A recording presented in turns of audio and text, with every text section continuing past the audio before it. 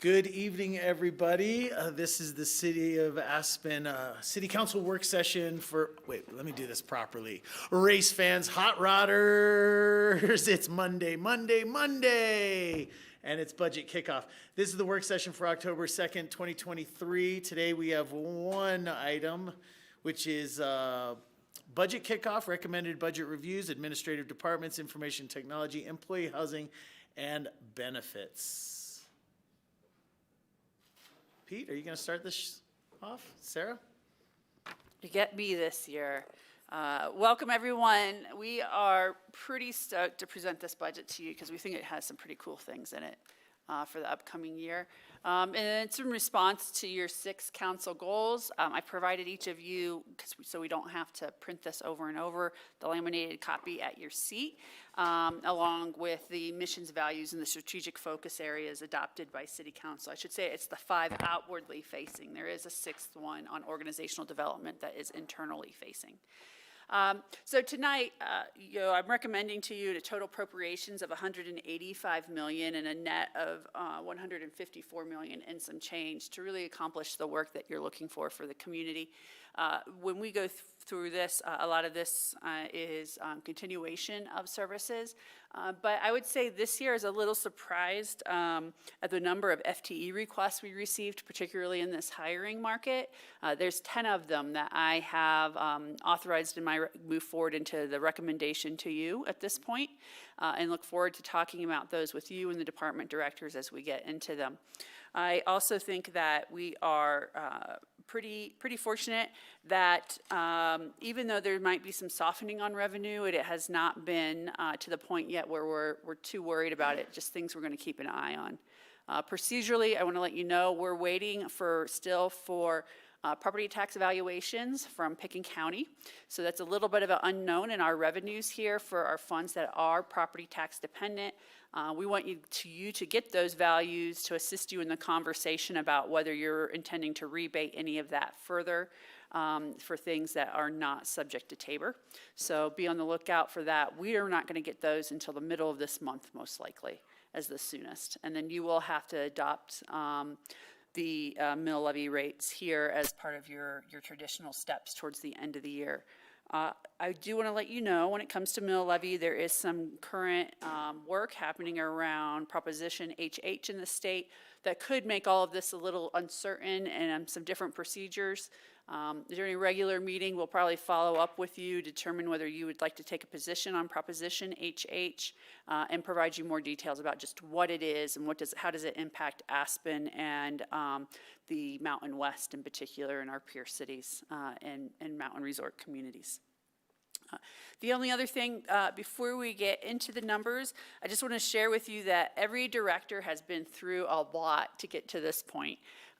So they have gone through having to present their budget multiple times. They will focus on some of the successes of this year and some things they're looking forward to next year.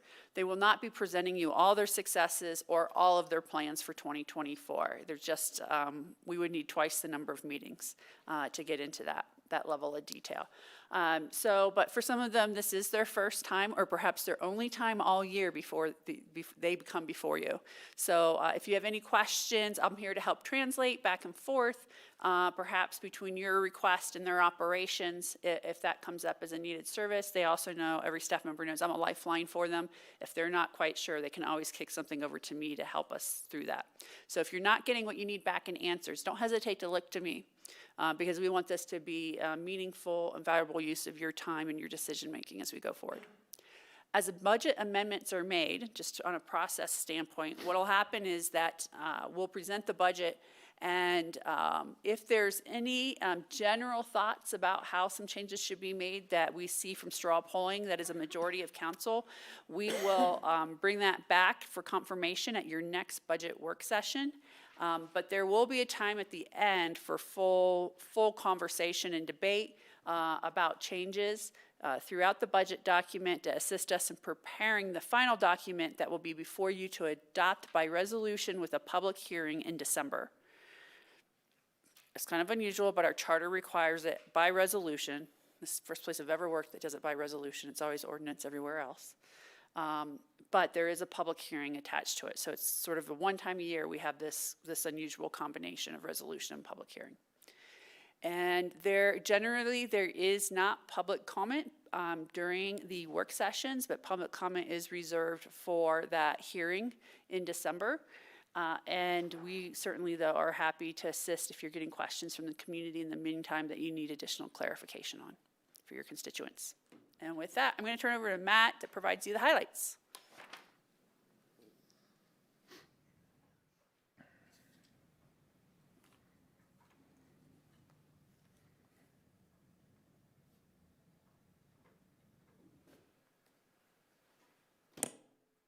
Thank you, Sarah, and thank you, Council.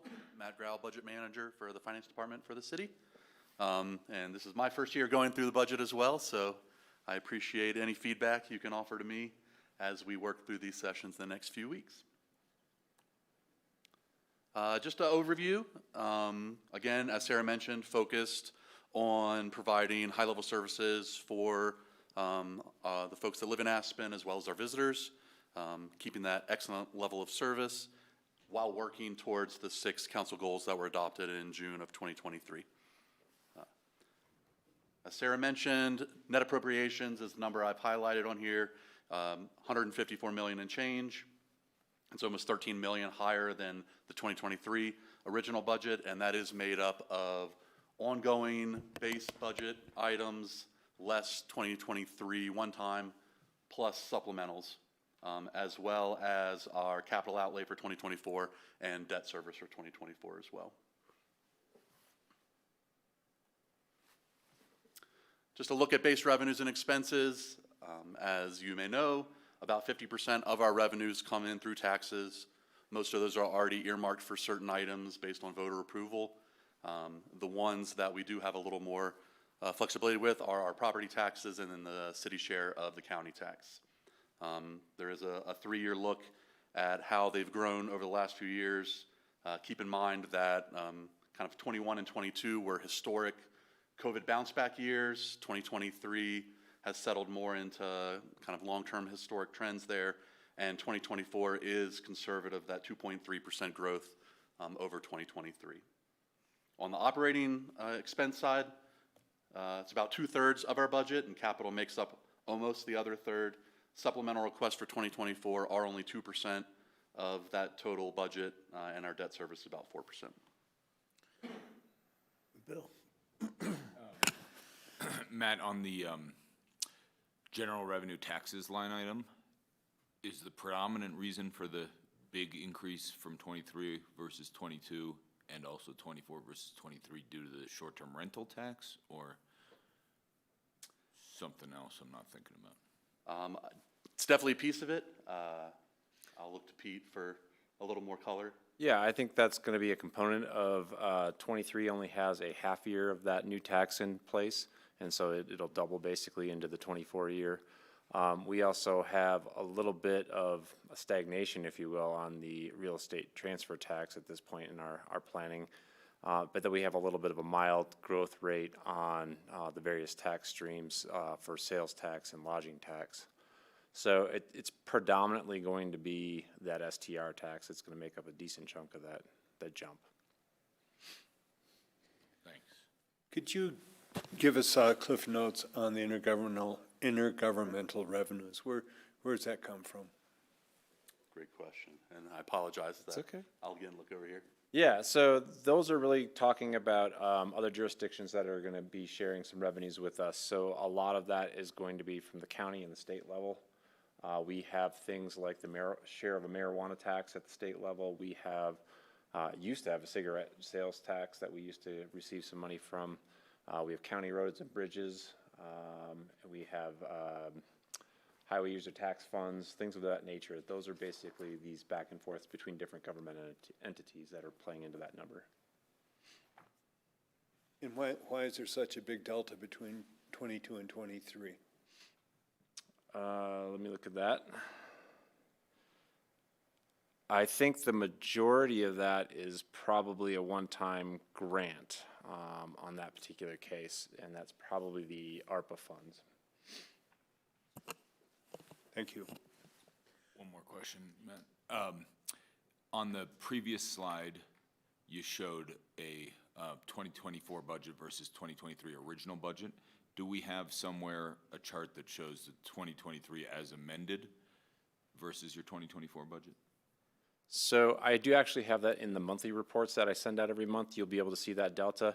It is a big jump between the original adopted and the current budget in 2023 because the majority of it is capital roll forward from the prior year to the current year. So the best example would be the Burlingame Phase 3 development that had work being done in both 22 and in 23. We appropriated the full amount in 22. Whatever wasn't spent rolled into 23. That was $20+ million. We also had that one-time $20 million placeholder in the housing development fund as well that we still have not spent. That rolled forward. So that was like, between those two things was roughly 40 million of that spring supplemental that we adopted. So it's kind of a bad comparison to compare to the current budget, I guess, right now, because of all those one-time monies getting rolled forward for capital that do have a purpose, that are in process, versus what that 45 million is for a capital in 24 right now is basically new efforts. And to comply with Colorado law, we're required to have reappropriation on any of those roll forwards every year. The other thing is if you're looking for that while you're going through your budget book, has in it more detail than the slides will, that will show a 2023 adjusted budget if there's a bit of supplementals that have been approved by City Council. And if I could just add one last note, this table does try to show you that apples to apples comparison because there's that line that says one-time supplementals. It's the second line, third line down. Those things really never continued on versus the line right above it, which says 90 million, which had the things that were going to be going into perpetuity, essentially. So that is where that comparison really does play a good role. Obviously, the capital can change and fluctuate year over year depending on the project, so that's where the other big delta comes into place. Thanks.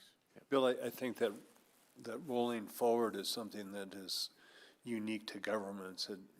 There's a big number that it kind of sticks out until you get used to seeing the roll forwards or carry forwards. Yeah, I'll echo Pete that this gives the best apples to apples view, because if we showed with the adjusted spring, that's 50 million additional capital that would be in there, and it just skews the variances for you.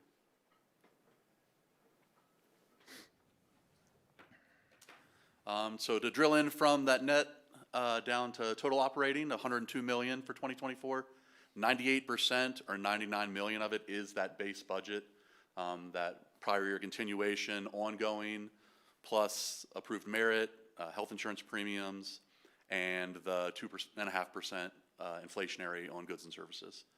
Supplementals make up the additional 3 million or 2% of the budget for this year. And I'll go into a little more detail on them on a slide or two. Supplemental requests, again, $3 million. About half of them are ongoing requests, and roughly the other half are going to be one time for 2024. The chart, I apologize if it's a little small to read, but we just broke it out in some of the council focus areas that they support, such as affordable housing, arts, rec and open space, environment, grants, and then internal operations to support many of those things. As Sarah mentioned, within that are 10 FTEs.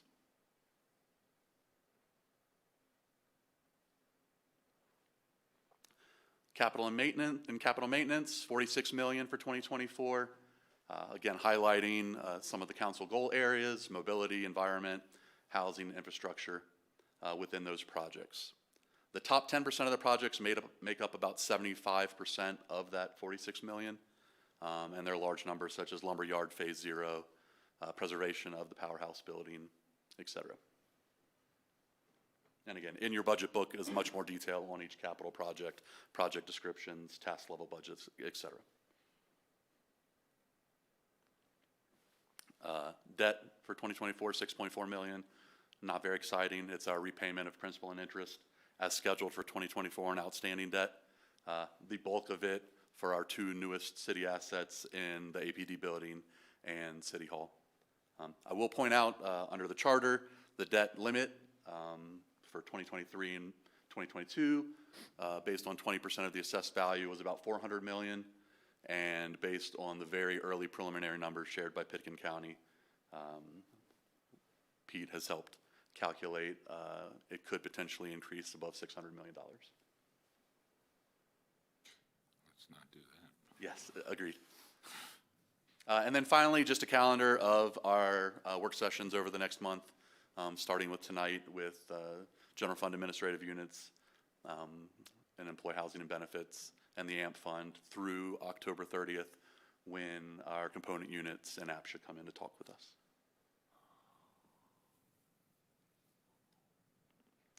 And before I go into kind of general fund, a little bit drill to detail, any questions? All right, I will continue. A little bit deeper dive into the general fund. The bulk of revenue within the general fund comes from, again, the city share of county sales tax. The remainder from either smaller shares of taxes with dedicated uses or for permits and fees and licenses for services provided. On the expenditure side, administrative, labor costs is roughly a third, a little higher, and kind of the rest of the expenses reflected for provided services, police, our community development group, engineering, et cetera. Quick question. Do we ever trend these out? Do we look at these over multiple years? Yeah, so in your budget book, we do a projection that goes out another 4 years, so a 5-year look in the book, and then we actually do another 5 years in-house to basically give us a 10-year perspective to see if there's any structural problems with any of the funds as we look out further ahead. So where you see that play in sometimes is in funds with heavy capital project needs, because those can fluctuate year over year and can really drive a fund balance up or down. We do kind of have a standardized set of assumptions in terms of our revenue expectations on certain taxes. We use a long-run average. A lot of those are somewhere between 3% and 5%. Our fees, we typically say, might move a couple of percent a year. Whereas on our expenditure side, we have a different set of assumptions that assume goods and services are at 2%. Our labor kind of goes at maybe closer to 4%. And we try to use that to see and model out if there's any problems. Thanks.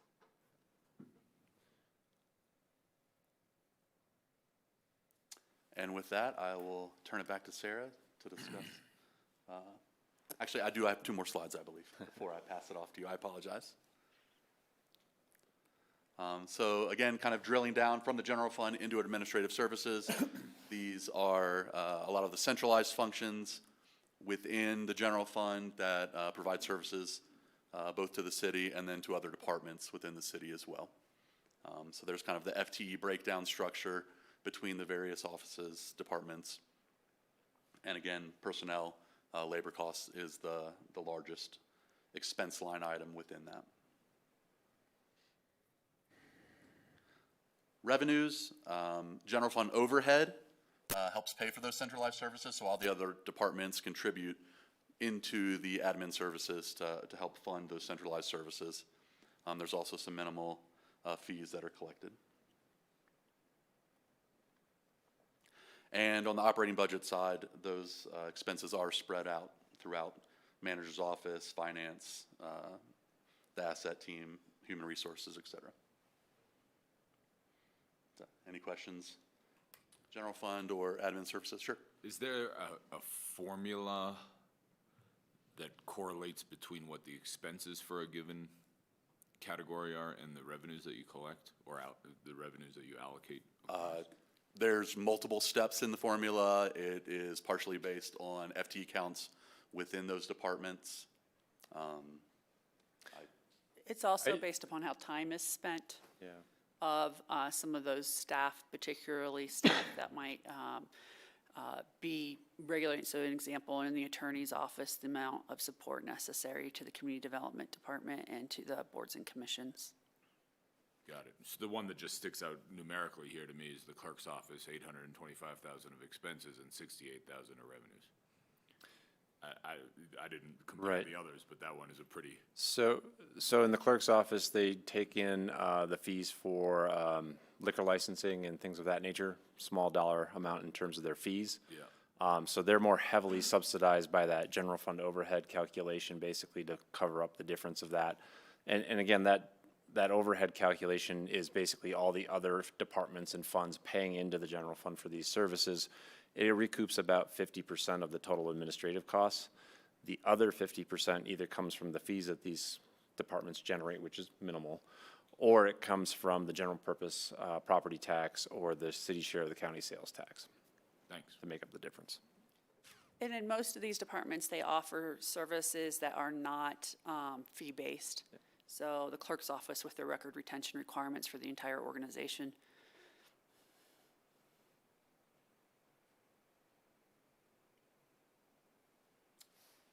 And with that now, I'll turn it over to All Sarah. right, so normally I would have my department directors presenting all of this. However, quite a few of them are out of town at training, so I'm going to take a stab at presenting supplementals tonight. I know, for those who've been here for a while, I haven't done that for a long time. So let's go ahead and get rolling. The first one I think is a great one, and this is the contract negotiations in 2023. Earlier this year led us being able to remove approximately $340,000 of general fund expense. Those were programmed in your 2023 budget as allocated. However, were not expended because these costs were moved over into the visitor benefit sales tax, where you pay your destination marketing contract from, and through that restructured agreement. We do have a couple supplementals for you. This is a supplemental you saw last year. It was $75,000 for a one-time, what page are you looking for, Bill? Trying to follow along, but I think I found it. 24, is that right? Are these in order? Supplementals, yeah. And the supplemental too. Oh, there's but two $75,000 things, I see. This is the mayor and council one? No. No. This is, yes, this one is under mayor and council. So if you go page 16, the first page past tab 3. So this is in order, your presentation is Page in 18. order of this section? Not necessarily. Not fully, but I'll do my best. Hopefully we don't have too many. We'll pause to provide time. Thanks. Okay. So this first request, the Health and Human Services Capacity Building Grants, we are doing a pilot this year. We're having some resounding success in helping some of these nonprofits do long-term planning better and having some skin in the game in their participation at both the board and the staff levels, as well as some of their financial resources. This has provided executive and team-based coaching through a consultant that's also based in the Valley who works in this area. We are seeing, this is the structural piece we miss all the time in our Health and Human Services Grants program that's funding specific programs. They're it's not sexy to find donors to help you figure out your strategic planning, your structural components. So this is us stepping in to provide that. The $75,000 this year covered 3 organizations. We'd anticipate that to be about the same for next year. Any questions on that one? Yes, please. Could you explain where the desire to support nonprofits as a city on something like this comes from? Is this past council decisions? Is this a staff desire? Where this seems to be like a very technical insertion of assistance, and I'm trying to understand. This request came back from many conversations with executive directors of health and human services nonprofits, saying they're so caught up in the day-to-day and they need some coaching and support to be thinking more strategic and long-term. And that's where this pilot program came out of. Our hope is, and actually Picken County is anticipated to follow this model after seeing the results we're getting from our first year. Our first year's not quite done, but of the 3 nonprofits involved, we're seeing much better human capital planning, fund development, and donor relations. We're seeing governance issues within their boards, having the space and the expertise to help them sort that out. And why does that all matter? Because quite frankly, it's their fiduciary responsibilities could go to the wayside without those other things being in place well. And as grantees of the city, we want to support them in being able to meet those expectations, because some of these nonprofits receive much larger grants than $25,000 from us year after year. Therefore, this is from them, the request for this help, and I'm hopeful that Pickens County will pick it up through the Healthy Community Fund in future years, but we think we want to pilot it one more year to really encourage Pickens County to see the success of this. And do you think that the grantees are requesting this because the funds that they're getting from us elsewhere are restricted so that they can't be used for these specific uses? The way the Health and Human Services grant program works, that the dollars have to go back to, you have to show a direct tie to a programmatic element that benefits an identified group.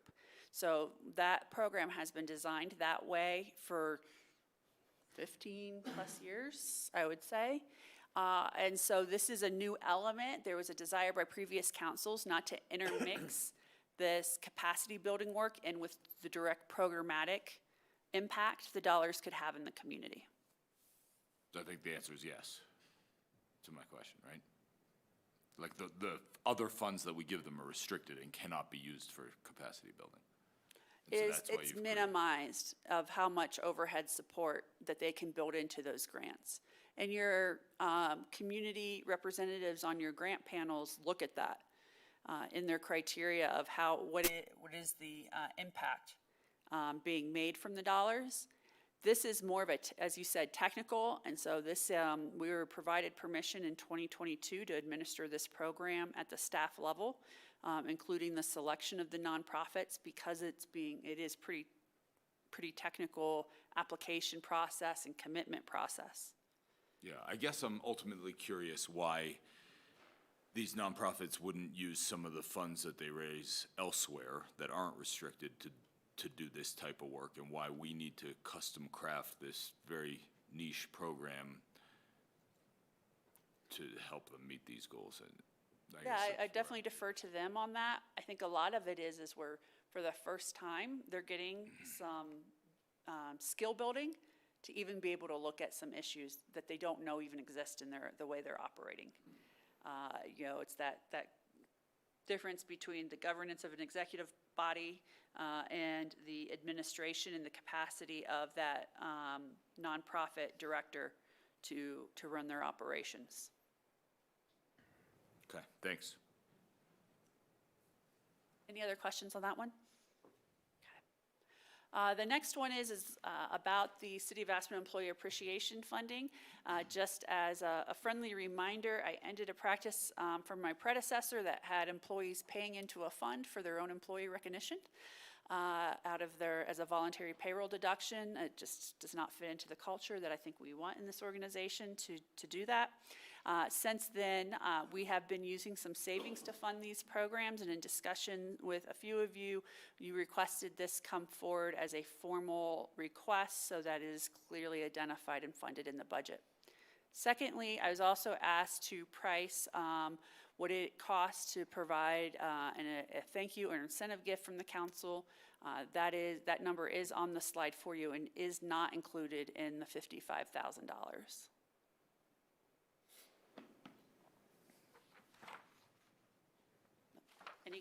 Matt, you're going a little fast for me. Thanks. Any questions on this one?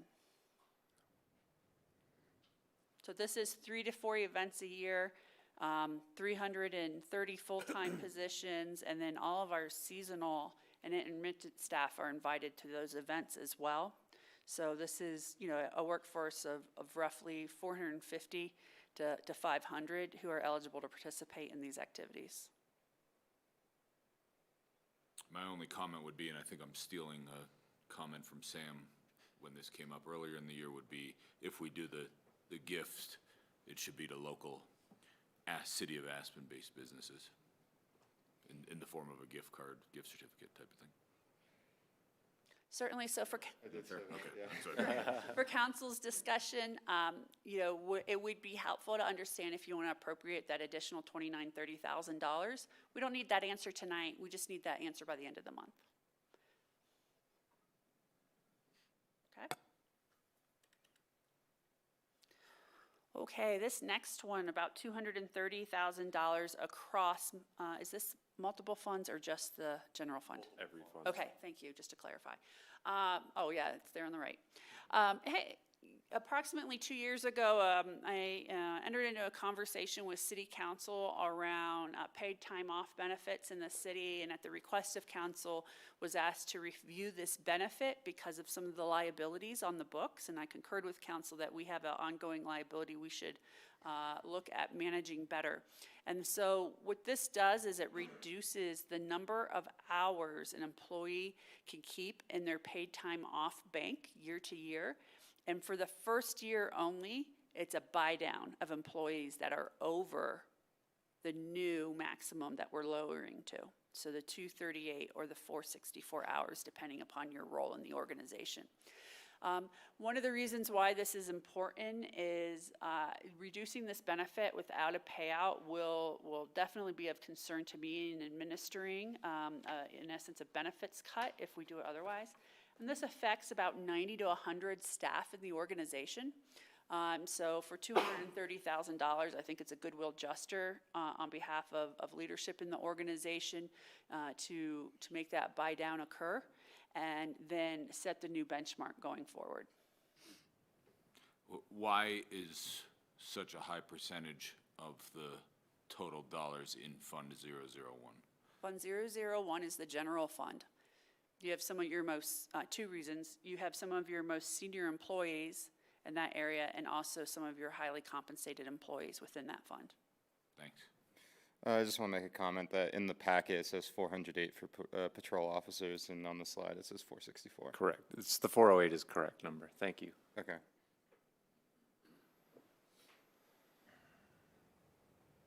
Any other questions on that? I think I'd like to understand the relationship, and this doesn't have to happen in this meeting, but the relationship between credit hours and PTO. I think it's called credit hours, the term we heard before, and before I can fully. Sure, there's not a relationship between the two. They're two different kinds of leave under different regulations by the Internal Revenue Service. Okay, I guess I mean the utilization of them in this organization specifically. Sure. What I'm curious about. They're both utilized regularly, and if any other counselors have any other leave questions, I can answer them now, or as Bill requested for his, offline.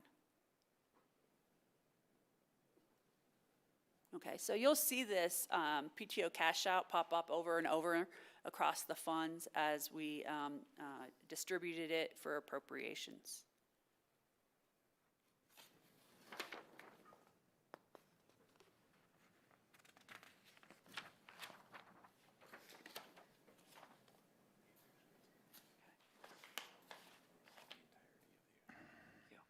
Okay, as you know, in 2023, we had a turn position of Deputy Public Works Director that has an incumbent in it.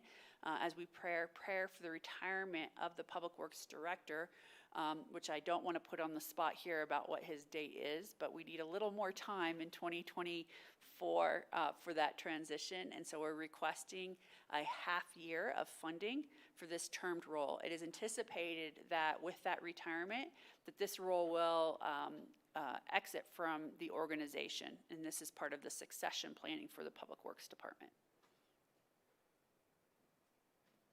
No, he cannot leave. Sorry, Scott. Yeah, he knows that. We get nervous every time he leaves to go do something else recreationally to make sure he's not swayed away. Any other questions on So this? why do we need to do a supplemental on it? I guess. Because it's termed, it's not baked in the base budget. In 2023, I only asked for 1 year of funding and decided not to put it into the base since it's not a position I anticipate continuing into the future. It's only for this transitional period of about 18 months, most of that happening in 2023. So what will the position be after we have It won't be. It will be gone. so the No longer be a responsibilities will deputy. be absorbed elsewhere? When the Public Works Director retires, we will advertise and hire for a Public Works Director. And with the decision that the Deputy Public Works Director position is termed, it will run out of funding on July 1st. So it will not maintain on the books. Thanks. And this is for some of you aren't aware, this is a pretty common practice. When you know of an impending retirement in certain roles, that you'll promote someone or hire someone into the organization as part of the succession planning. And I foresee this being one that we want to have a pretty smooth transition, given the scope of capital responsibilities and oversight the Public Works Director has. It's best for us to do this in a pretty coordinated fashion.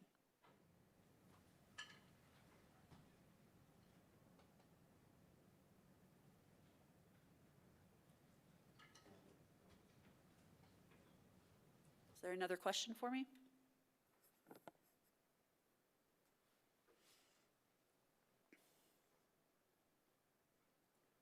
Okay, this next one, this other 75,000.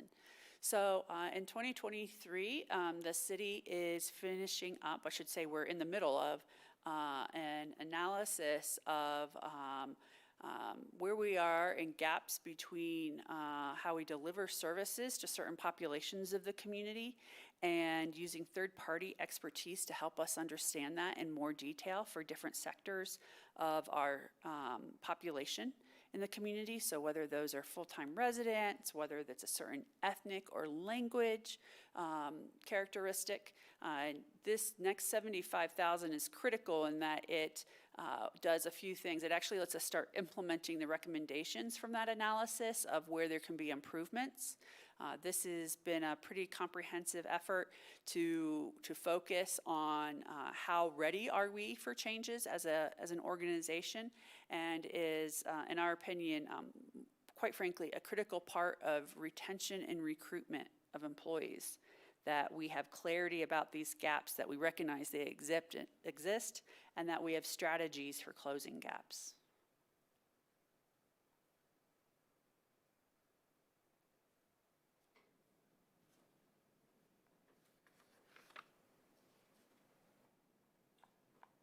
Is there an example of a equity and accessibility roadmap Sure, there's lots of them. that I could see? City of Boulder has a great one.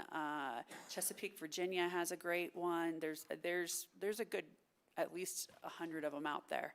We are behind the curve in this work compared to most of our municipal peers across the country. Would love to see one, just so I understand what this ultimately is getting at. Yeah, well, I think we can tell you what it's getting at is that we've had a tradition of communicating in a certain way with everyone. And what we're finding is we're not reaching certain audiences, or we are not providing messaging in areas that we should be providing messaging in. So this will help us with that as we identify those groups more clearly. This will also let us, for example, use information from the 2001 ethnographic studies here in the city to turn that into actionable information, where we found the needs were in that ethnographic study for the government support.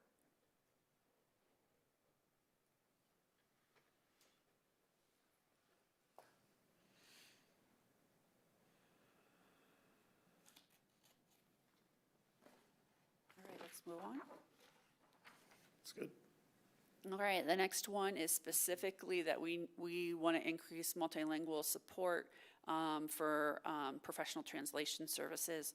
We have a few ways we do this now, but we think that there is a more efficient way to do it. But we need a little money to do that, to put that, to stop using so much staff time on this particular service. I should say to reduce, not stop. Reduce the amount of staff time on this service and utilizing a third-party relationship more heavily.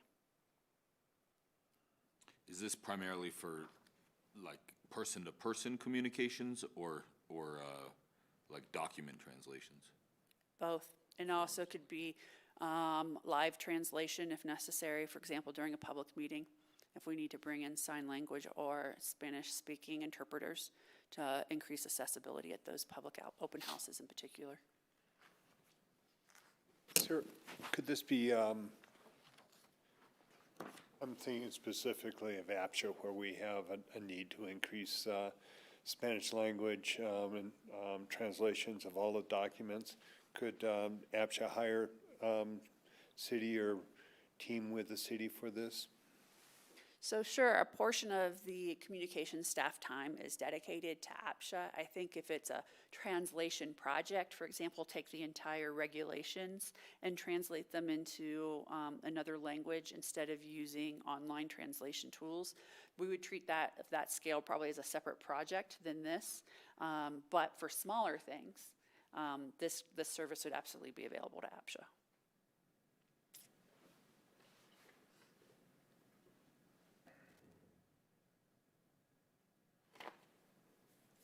That's the last thing I'd just say, like, this is pretty important for my communications with staff. Generally speaking, anytime I send a message to all staff, I send it in English and in Spanish. I am not a learned Spanish speaker, and so this is, I think, really important as we again reach out to our staff who definitely do not necessarily have the opportunity to sit down with me. To be able to hear things in a more fluent language that they're comfortable with. I think this request actually helps with what we were just talking about, reaching the parts of our community that we're not reaching at a reasonable price. Thanks.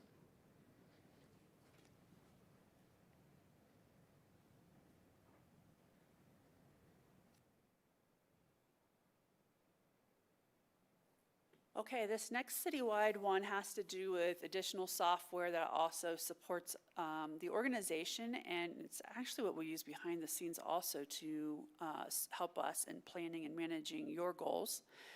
This is just a strategy management software that we use at an enterprise scale. Every department uses it, and its use is growing. So we piloted this from savings for 2023. We like it well enough. We want to keep using it, and we're asking to build this into the base budget going forward for this software licensing. Is this sales base or Salesforce base? No, it's independent of Salesforce. It's called Asana.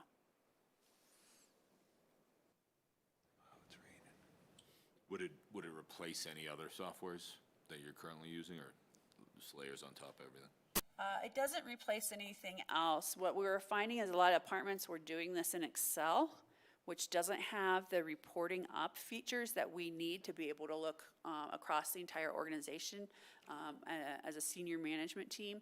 This is particularly important with council's goals when we have so many departments involved at the same time. The level of time we were spending coordinating, putting staff in rooms together that could just be reported through the software seemed like a much better advantage for the organization.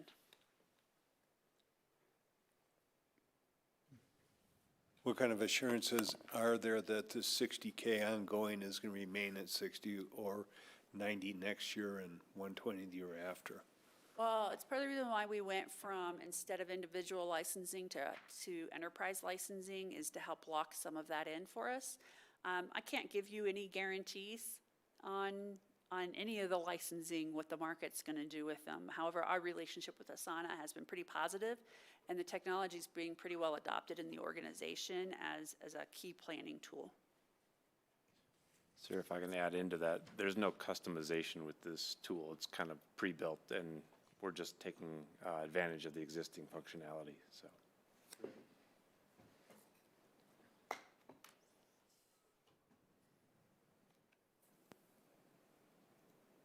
Okay, we only have one piece of capital, and it's so small, you'll see we don't spend time on these small things like a printer in the clerk's office, but I'll point it out just this time. You'll see most small capital, particularly things under $250,000, we don't bring to the table for discussion, but you're certainly, feel free to ask us questions about them if you have them. But in summary, that is all the payouts that are across the organization, and particularly in the departments that either are part of the city manager's office or the clerk's office and the attorney's office. I have asked Finance and Asset to present on their own tonight, even though they're in this fund. I think HR too's tonight, yeah. Is there any questions about these pieces? And after this, we'll get into the Compass program. We didn't want to bore you, well, at least we thought it would be boring, but if you wanted to hear from us about what's on the Compass plan of these smaller departments, we're more than happy to share those with you as well.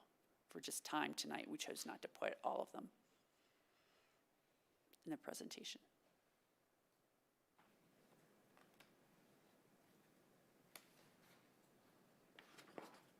All right, let's keep moving.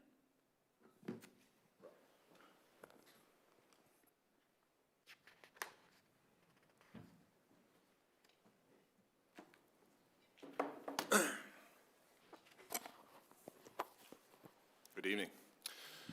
I'm Rob Schober. I'm the Capital Asset Director. I'm here to present General Fund and AMP Fund summary, talk a little bit about Compass highlights from last year, and some capital requests and supplementals. So our department provides the city with long-range planning, capital project execution, as well as we maintain multiple city buildings and the city's housing stock.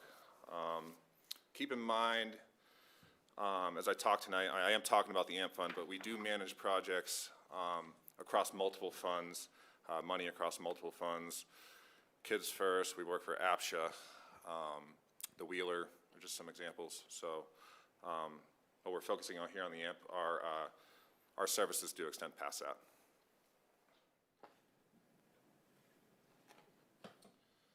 Looking back on some of the wins and completed projects from our 2022 Compass Plan. Burlingame Phase 3, 79 new affordable housing units. I was just there last week. The place is looking great. We're expecting the first lottery winners to hopefully close and be moving in early November of this year. We had a focus on budget and resource efficiency with the aim to better allocate our resources and increase our budget accuracy. We revamped our work order management system. We added some additional granularity to our cost accounting with the help of finance in order to increase our budget accuracy. And then also, our department, we often don't get a lot of feedback based on what we're doing and how we're doing. So we reached out to our stakeholders and had some targeted stakeholder surveys. Really, the feedback that we got from that is communication, was to refocus on communication for our department. So we're moving on to Compass highlights for this year. Our first goal was to develop long-term City Hall operational procedures. We've been in this facility now for almost 2 years. It'll be 2 years in November. We are at the end of our 2-year warranty period with our general contractor. And there's some sophisticated systems in this building. There's no operations manual for it. So we've been really focusing on developing a full list of preventative maintenance procedures for all the equipment in the building, also planning in some resiliency. Some of the things that we've been doing is trying to make a list of long lead items, parts. There's relays in the boilers that take a while to get, pumps, VFD drives, purchasing those and getting them on the shelf in order to minimize downtime. Second goal focuses on the city housing employee program management. A few projects that we're focusing on there would be to update the 505 record keeping and ensuring the accuracy of our records, especially with some of the older one-off units that we have in terms of square footages, what kind of mechanical systems in them, what condition are they in, as well as developing renovation standards. We do have an aging housing stock, and we would like to have standard renovation specs, definition of useful life, And, hold on one second, I had another note. And what, really a big question moving forward is what is going to trigger a renovation for us? In the past, we've been doing that as units turn over, and we see that there's obviously a need for something to be replaced that's old and past its life. But moving forward, that's not going to be something that we're able to continue to do and wait for turnover. So what is going to trigger a renovation so we can have some standardization around those procedures and moving forward? Rob, is there an opportunity here to coordinate with 150 fund assets as well? I would suggest that this is a great place to pilot, to the 150 to learn from, rather than using the 150 fund necessarily for this. So, for example, learning from the 150 fund that's going to be brought into the 505 is the standard finishes used in Burlingame. Like those will likely be the standard finishes we adopt for all of the employee units for when they're under renovation. And the part of it being is that we've allowed some capital improvements that are nice to haves that quite frankly become maintenance later for when the unit turns over. And I want to get out of the practice that. The most common example of that for me is someone paid for their own hardwood floors, sold the unit back to the city, sell it to the new employee, and their expectation is then that they should have hardwood floors. I want to get out of that. Yeah, and there's similar challenges in both funds, and that if we can have some coordination and feedback from some pilot programs that are going within APSHA on the 150 fund assets, that we can share information and ideas. Sure thing. Any other questions here?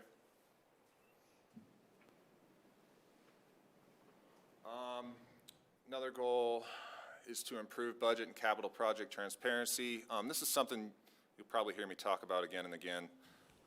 One of the most difficult things we do is budgeting. You know, we budget on a 5-year timeline. We have changing market conditions, often with limited technical documents to base those budgets on. So we're trying to streamline that process, and it's going to be ongoing. Try to standardize our budget forecasting. You know, really, I for sure hate coming back to you guys and asking for more money after we've already budgeted and saying, oh man, we missed it. But we also don't want to tie up funds unnecessarily and over budget. So we're trying to hit that sweet spot. And like I said, it is a difficult thing to do, and we're constantly trying to get better at it. We've also enhanced the formal capital projects report, just communicating on how those capital project funds are being spent, budget health, schedule health, highlighting risks, and also highlighting any wins that we have, or some positive things.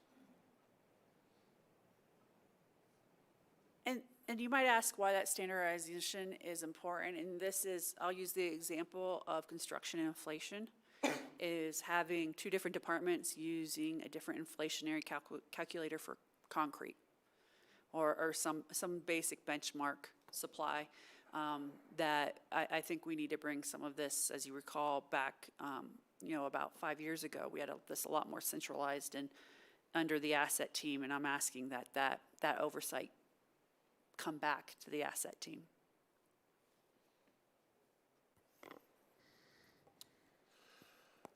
So the department structure, we're 9.38 FTEs, or people. Majority of that, you can see the budget breakdown by expense type. Few things to note, which I already touched on, is that keep in mind, while we are 9+ people, we do manage projects and facilities across multiple funds. And really, we do outsource a lot of our work, maybe like 50-50. We outsource maintenance of facilities. We use general contractors. We use plumbers. We have a lot of as needed, and managing those contracts are a big portion of our time and energy day to day. So AMP revenues, there's an opening fund balance of $26 million, with approximately $8 million coming in 2024. Total revenues totaling $8.6 million. Most of that's from property tax, some STR tax, investment income, some other revenues not too many transfers in. And then expenditures, projected expenditures for 2024, slightly more than revenues. Oh, I'm looking at something different. I gotta keep clicking here. Is slightly more at 10 million next year. You can see the breakout of the capital projects. The majority of that is spent under the asset management department. However, engineering and streets are the other two big pieces of that pie there. Rob, I'm just going to interrupt real quick. Sure. So council, if you see the adjusted ending fund balance at 20 million next year, this is where your funding for the armory is sitting. So just to have clarity on that fund balance, because we're not asking for appropriations in '24, because we don't think we're going to need construction dollars in '24. But you'll see throughout this, there's reasons why those fund balances look the way they do. And this fund in particular, it is to support your interest in advancing the armory as quickly as reasonably possible. Cool.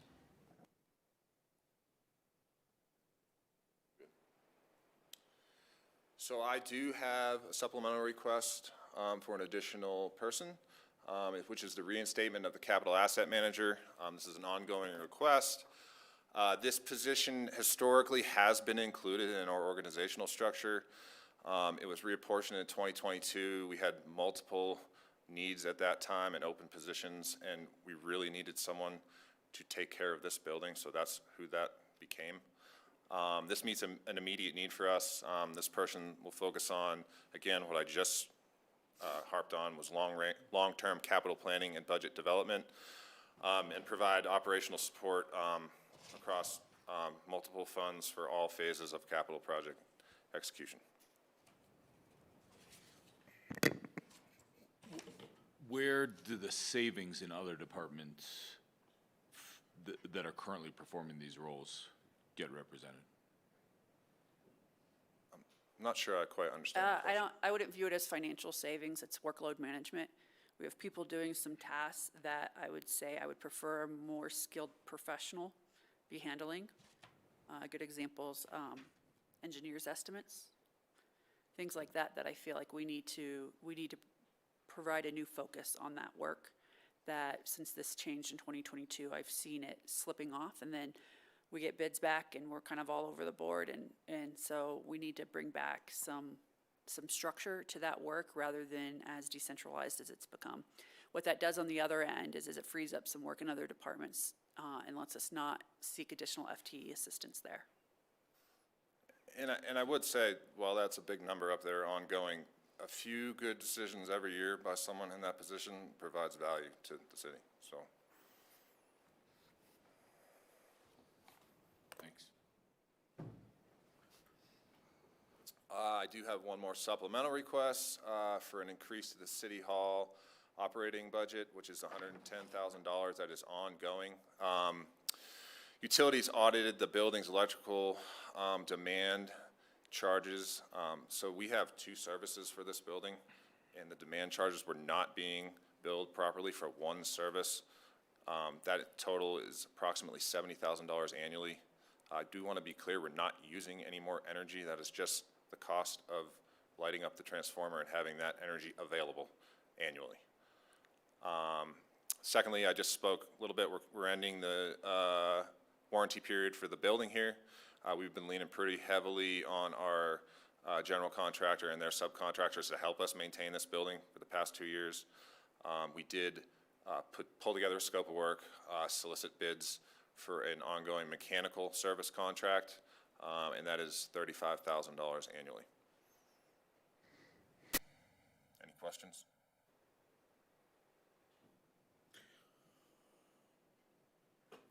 What was the previous conversation around some offset for the electrical, solar and the like for this building? Well, we have, go ahead and talk about the generation we have here. So we do have, I think it's a 70 kilowatt system on the roof, which does offset some of the energy cost. It's a net metering system.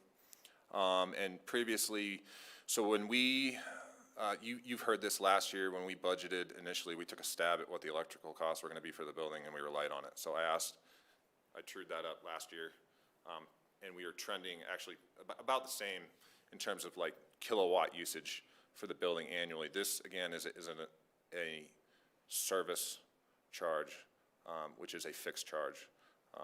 That got missed because we have, again, 2 services for this building. I think probably the only facility in the city, am I misspeaking?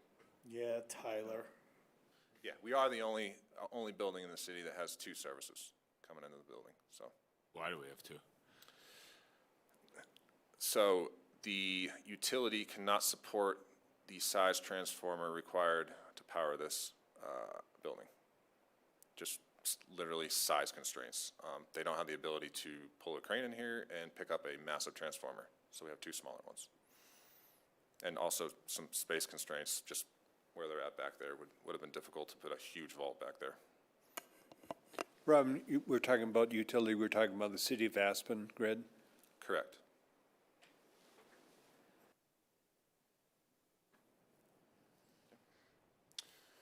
Thanks.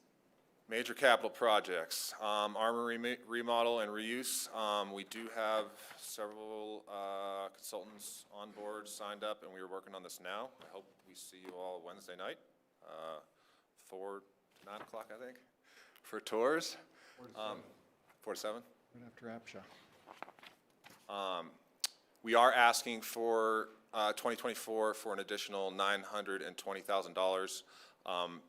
That funding gets us through schematic design and entitlements. And then we can make the decision on how we're going to proceed from there. Any questions? Exciting. And just to remind council, there's a technical supplemental on that project too.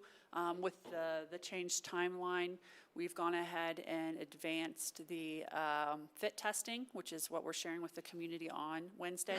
So you'll see that in November in the 2023 fall supplemental, in addition to this $920,000 in 2024 to move beyond whatever. And the 2024 funding is once you make decisions about the fit testing and programming, so we can really get to work on what's the interior of this building going to be like for the community moving forward. Could you enlighten me on exactly what fit testing is? Sure, right now the community's wishes are about 20 pounds and the building can only hold 10 pounds. That's what fit testing fixes for you, is what can actually happen in the building given the constraints you have for the building.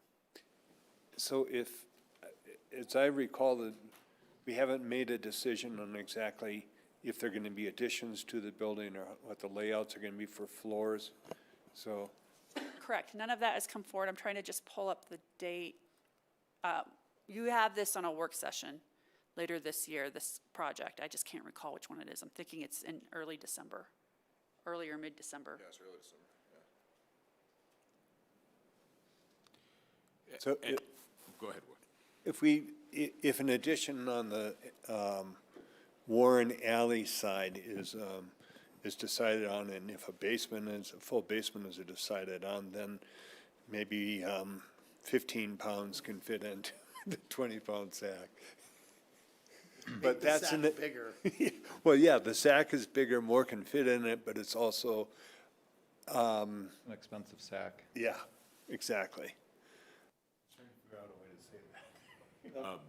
My vision for this building, as I've spoken about a lot, is a food hall, and I think that it would be critical to partner with an experienced operator, developer of food halls from a really early point. And I want to make sure we're not duplicating work that would be done if that's the path that we decide to take.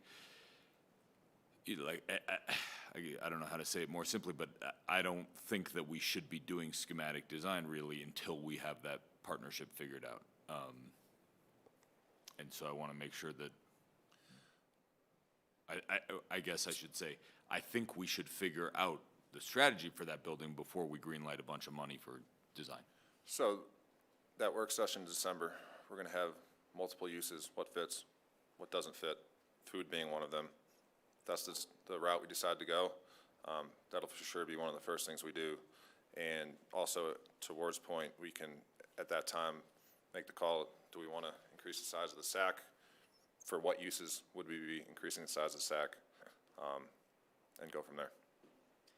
Thanks. Just to add to that, my apologies, the Armory programming update is on November 13th. I had it confused with the public art plan. So on November 13th, that'll be a lengthy discussion that night. And, you know, we're not bringing you just fit testing, but we're also doing some market analysis, using a third party right now to understand what space, sort of market space is there. Where's the unmet market opportunity by working with our restaurant community for feedback on that. What do they see missing in the landscape to help direct how that might fit into your programming choices?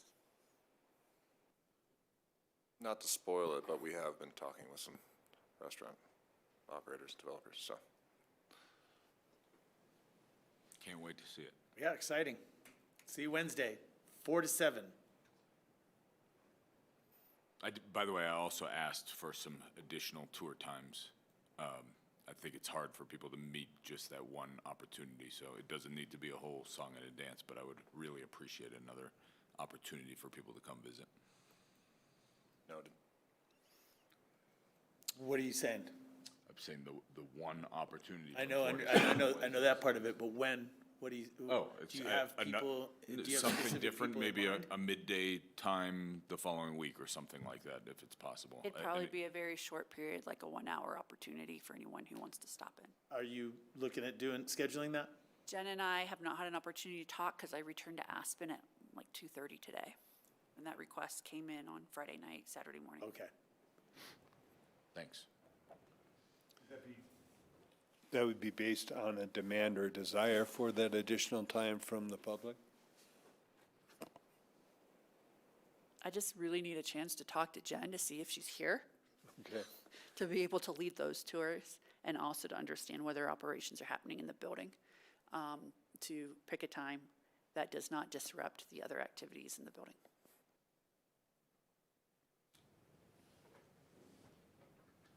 Anything else in the Armory? Okay. Animal shelter efficiency upgrades. The animal shelter's 20-plus years old. We currently are under contract with the design team, pulling together some construction documents. We're going to be focusing on site solar, high-efficiency boilers and recirc pumps, improving the building envelope. There's some real easy, low-hanging fruit there to improve that building envelope, especially over the kennel area. Updating some fixtures and finishes that are end of life. So we're going to complete that design this year, solicit bids. It is shared 50-50 with Picken County per the IGA. They are on board with the scope. They've seen it. And we are also earmarking $150,000 in rent funds for the energy upgrades. So one thing just to note on this is that the total project is the $500,000 because we are the project managers. We need council to appropriate the total cost, and we'll show the revenue from the county separately into this fund when it's received. John? Yeah, I'm just wondering, I'm assuming these boilers are going to be gas boilers? Yes. I'm just wondering if there's any opportunity to look at geothermal for heating this building. So that's a cost-driven question. That building is serviced by Holy Cross, and I'd be mistaken if I say where the land. I don't know the parcel details there. So the parcel is owned by the county and the building is owned by the city. This is how the IGA that designed it. So this was split off of the county public works parcel when this project was envisioned. And if you recall, or if you weren't here in the community at the time, this project was primarily, this capital construction was primarily funded privately through a nonprofit to provide these services. So this is pretty small cost for us from a capital management of a facility we didn't pay initial construction for, but have some ongoing responsibilities to. Yeah, I totally understand that. I'm just focused on the transition to green energy. So we did look at the potential for electrification of the mechanical systems on that building, and it requires a service upgrade. Conversations with Picken County, we decided not to pursue that at this time. Fair enough. I would say that it was that service upgrade became a cost barrier. Certainly, if the council does not want to stay 50/50 and would like us to bring back some estimates to you, and it would probably not be till next year, some estimates to make that fully electric, then we can certainly do that if a majority of you want to see that. We have to engage our contractors differently than we have them in scope right now to do that kind of work. And the boiler system out there is 20-plus years old. I'd be lying if I knew what the efficiency of the boilers was, but probably somewhere in the range of 80%. And we're going to be replacing them with new modulating, high-efficiency gas boilers. So while they are gas boilers, there is for sure, an energy savings with the upgrade. It's good to hear. Rob, I think maybe annually or just keeping track of what those deltas are for electric boilers, gas boilers. I think we're at 95% efficiency now on gas. But just to keep that, the greening of our facilities as technology progresses. You know, right now it might be cost prohibitive, but as we move forward and technology cost changes, it'd be nice to have a pulse on what that delta is.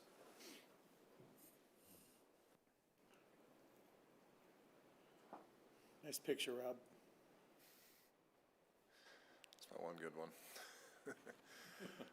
Old powerhouse preservation project, scope is restoration of the building envelope, replacement of the mechanical systems that are end of life. Right now, we're focusing on a design to meet the departmental programming needs, remaining flexible, and also meeting full ADA. That building is not ADA accessible now, so we will be installing an elevator and making that fully ADA accessible. I'm expecting schematic design drawings tomorrow to review. So we will, once we get those drawings, we're going to have those drawings priced. We'll have a good idea of where we're looking cost-wise.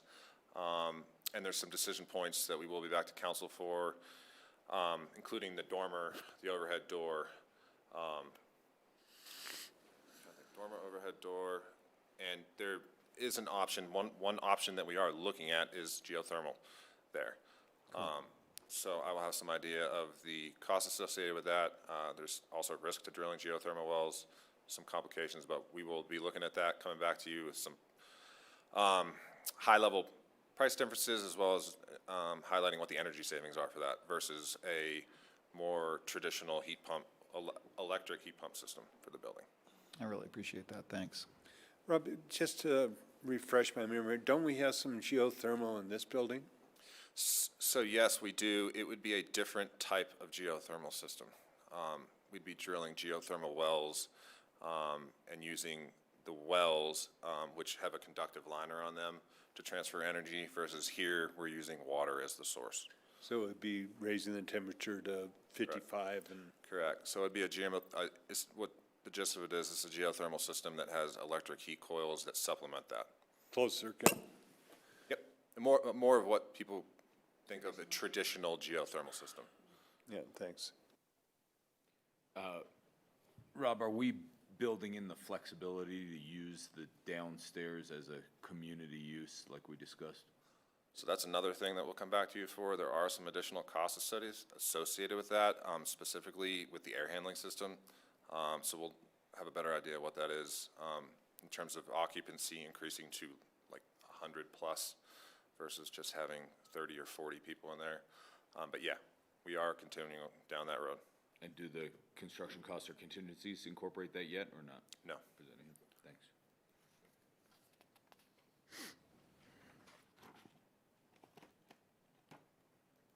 Any questions on these projects here?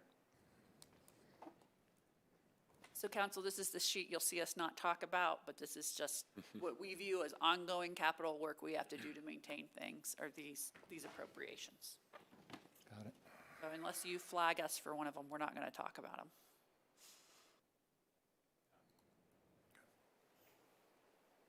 All right. I won't go back over everything I just talked about. This is my summary slide. If you have any more questions, feel free. Rob, I just think you upped the game on clip art. On what? Clip art. Yes, that's all right, right? P. Feel like I'm going to disappoint you shortly. Historically, Pete has come in with some rather fabulous presentation materials, Rob. They're just comparing you to him. High bar.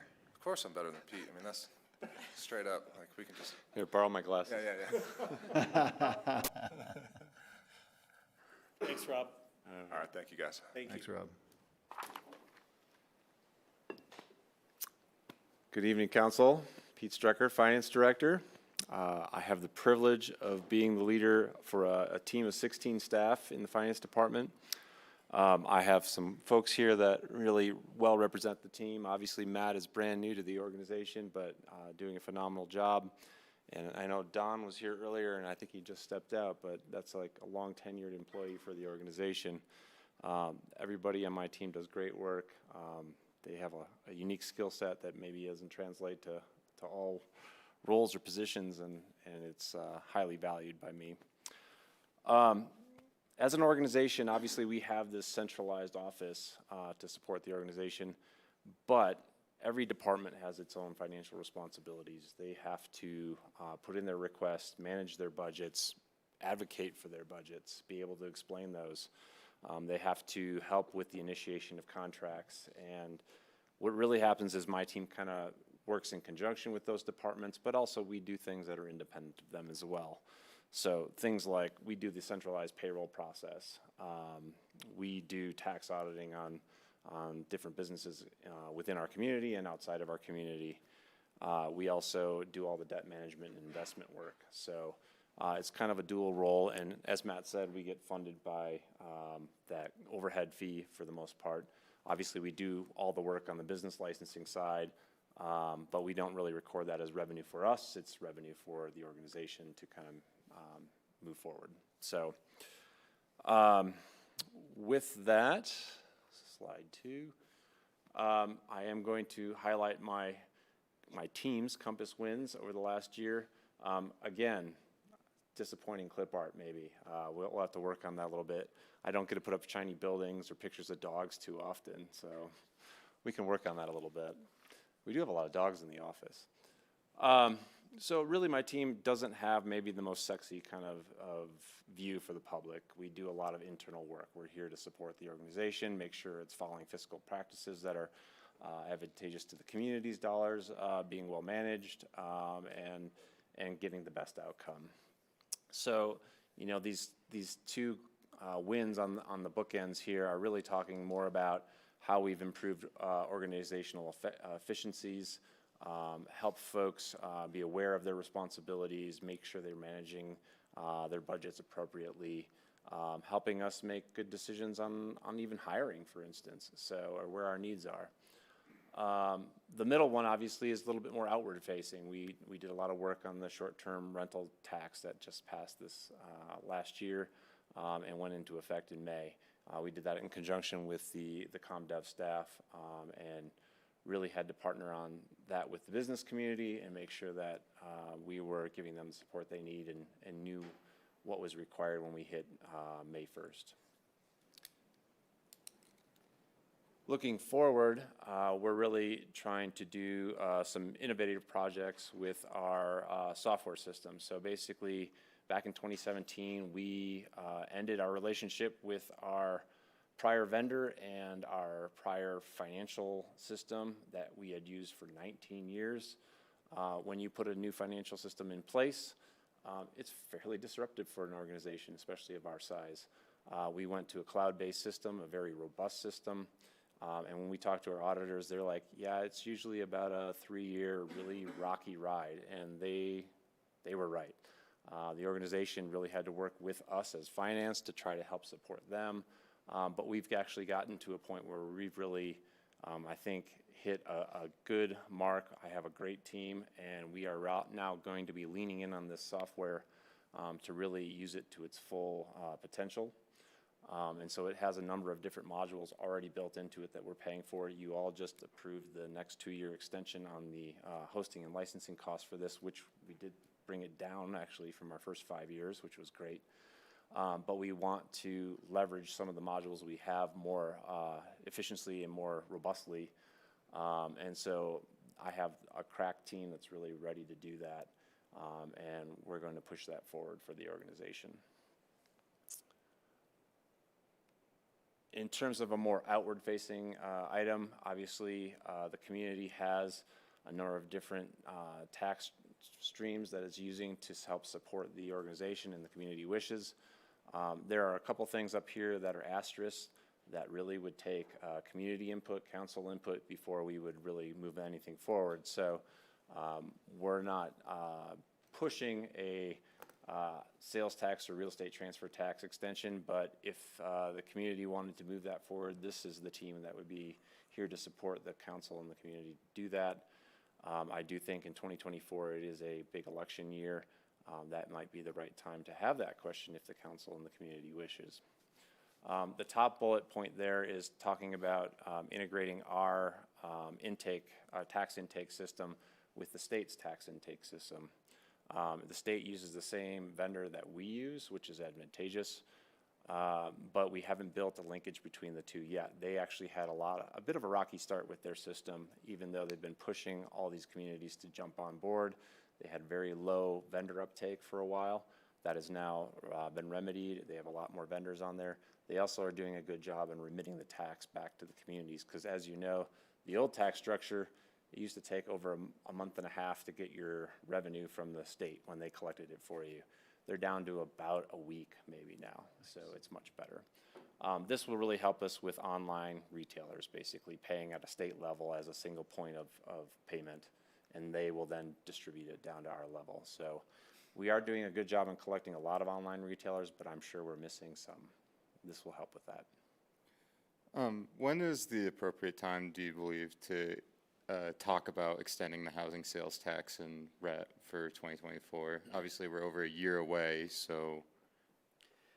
You could bring it up when we discuss the 150 fund, where those revenues go as an option. I forget which night that is, but then I think also that you can do that in a future work session as well. The timeline for council putting any question on the ballot is usually around September 1st, August 31st, that we would want that finalized in any given year to be on a November ballot. The Housing Development Fund, the 150, is scheduled for the 16th of October. So later this month, but would it be premature to confirm we want on the ballot this month, or should we wait till next spring or summer? I mean, I'm happy to put on the ballot. We determine whether there's a majority of you that would like to spend some of your work session time on it.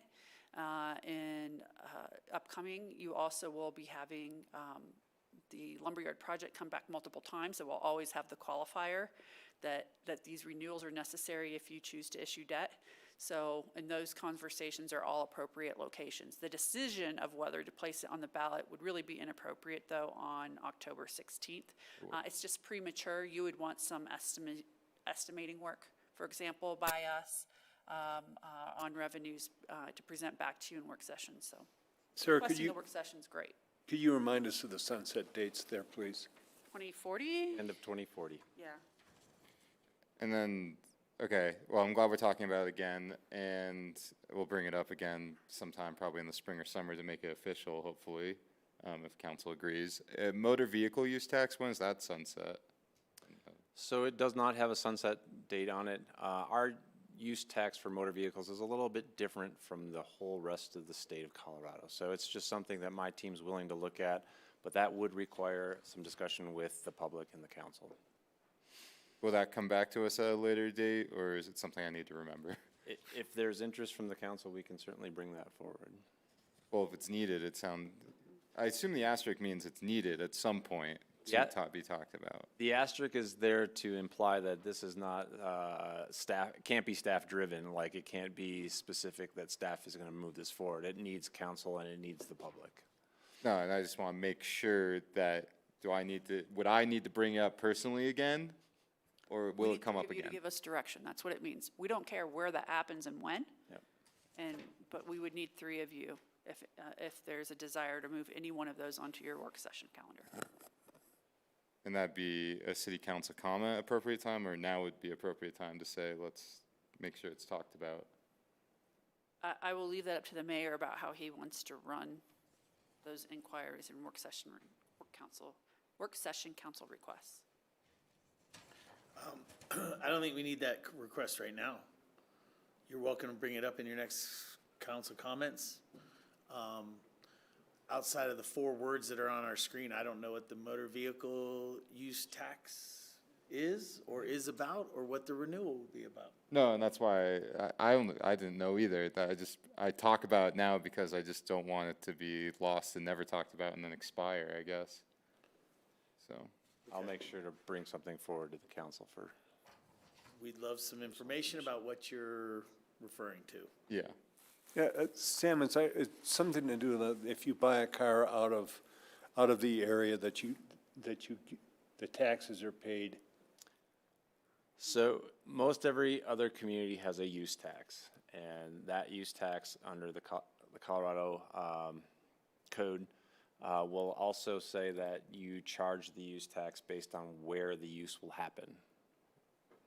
The city has a sales tax on motor vehicles. We implement it and apply it the same way, but it's totally different from the whole rest of the Colorado community. Okay. Well, thank you in advance for the future information on it. Because a sales tax would be on vehicles that are sold here. A use tax would be on vehicles that are used here. Yes and no. Yes. We'll bring it forward. Thank you. Yeah. Yep.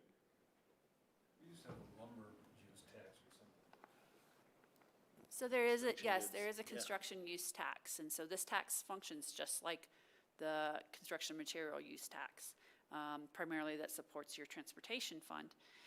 But the difference between a use and a sales tax has to do about when the tax is applied. Not the fact that a tax exists. So that's really the key difference anytime between a sales and a use tax. Okay. Last Compass highlight is looking forward, again, our organization trying to support the rest of the city of Aspen in terms of its financial needs. So basically working on a training program, working on reporting, and that's also an external focus to support the community, like our budget book. We actually went in this year for the GFOA, or Government Finance Officers Association Trifecta Award, which would include both our budget book, our financial, audited financial book, and then a basically popular financial, which is a very condensed, summarized version of our financials, which is easier to use for the everyday person. So we are trying to adapt kind of how we relay financial information out to the community, and then also support our organization internally.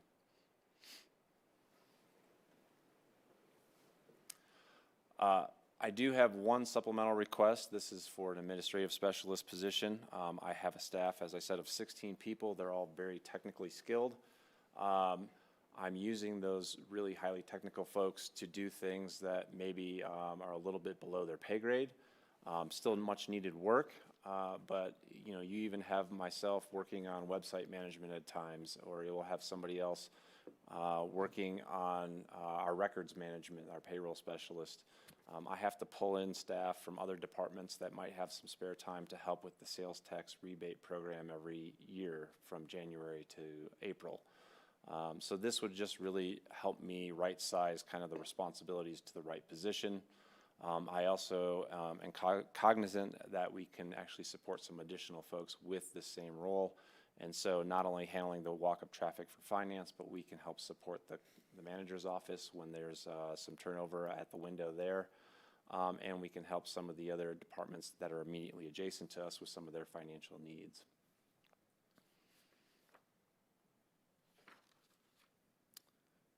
And so just to add to that, 60,000, we did find is not the full position.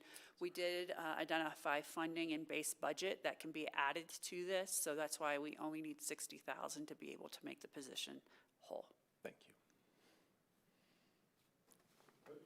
Pete, just for clarity, that this FTE could be used by other departments as needed?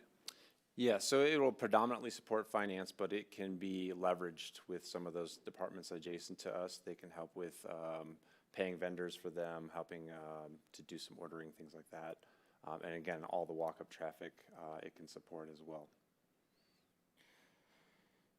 Next section is going to be questions, but on this one, it does bring up the food tax rebate, and I was wondering if you could talk about potentially expanding the amount in which that food tax rebate is given. And we had a discussion before about how the amount right now is not really conducive with the amount of work put into it. If you can talk about that. Sure. So I think it was back in 2018, the council adopted to increase the food tax rebate, and it went from $50 to $55, a 10% increase. That is still a fairly small dollar value in terms of the amount of resources it takes to run the program, to do all of the checking on people's voter registration and their eligibility for the program, their residency here, and then issuing the checks and getting those out as well. So if council wished, they could direct staff to increase that dollar amount if it wanted to a different level. For me, I think it'll probably require the same number of staff to do the same number of checks, so it really doesn't make a difference from my lens. Sam, are you thinking of increasing the rebate to the citizens, or where are you going? Or Yeah, I'd like to increase the food tax rebate. I don't know, I'd like to increase it to at least $100, but I'd like to know if that's within the budget. well, I think it's something this budget is based upon what future or past decisions were, but I would support revisiting that sometime in the future, certainly after the budget season, but relooking at the amounts that are paid on that food tax rebate. I Okay. support you on that. And process for that would be, once again, like city council comment, to bring it up at a later date and not probably touch it for this upcoming budget year? It's really a decision of the council, not staff. It'd be the same. We need an information request. Can you fill us in by sending us some info on the, I can give you Tax. current levels, yep. we need to know how much it is, how many applications do you have at this time, and that kind of stuff. Yeah, I would ask, like, how much can we increase it to and still be fiscally responsible about it? But I think it'd be a really nice thing to give more money back using this method. Okay. And you can see the same summarized slide. I know I have work to do on my clip art. No, you did great. You didn't let me down at all. Tori, are we gonna still have an award at the end of the budget season on clip art? Of course we are. But the presenters from today are definitely at a disadvantage not knowing that prior, but yes, nonetheless, I think they'll be okay. And Rob showed well, so I mean, so, I think probably the other one's already baked in, so. all right. Any other questions for the finance department? Trifecta. Thank you. Thank you, Pete. HR. Nice sweater.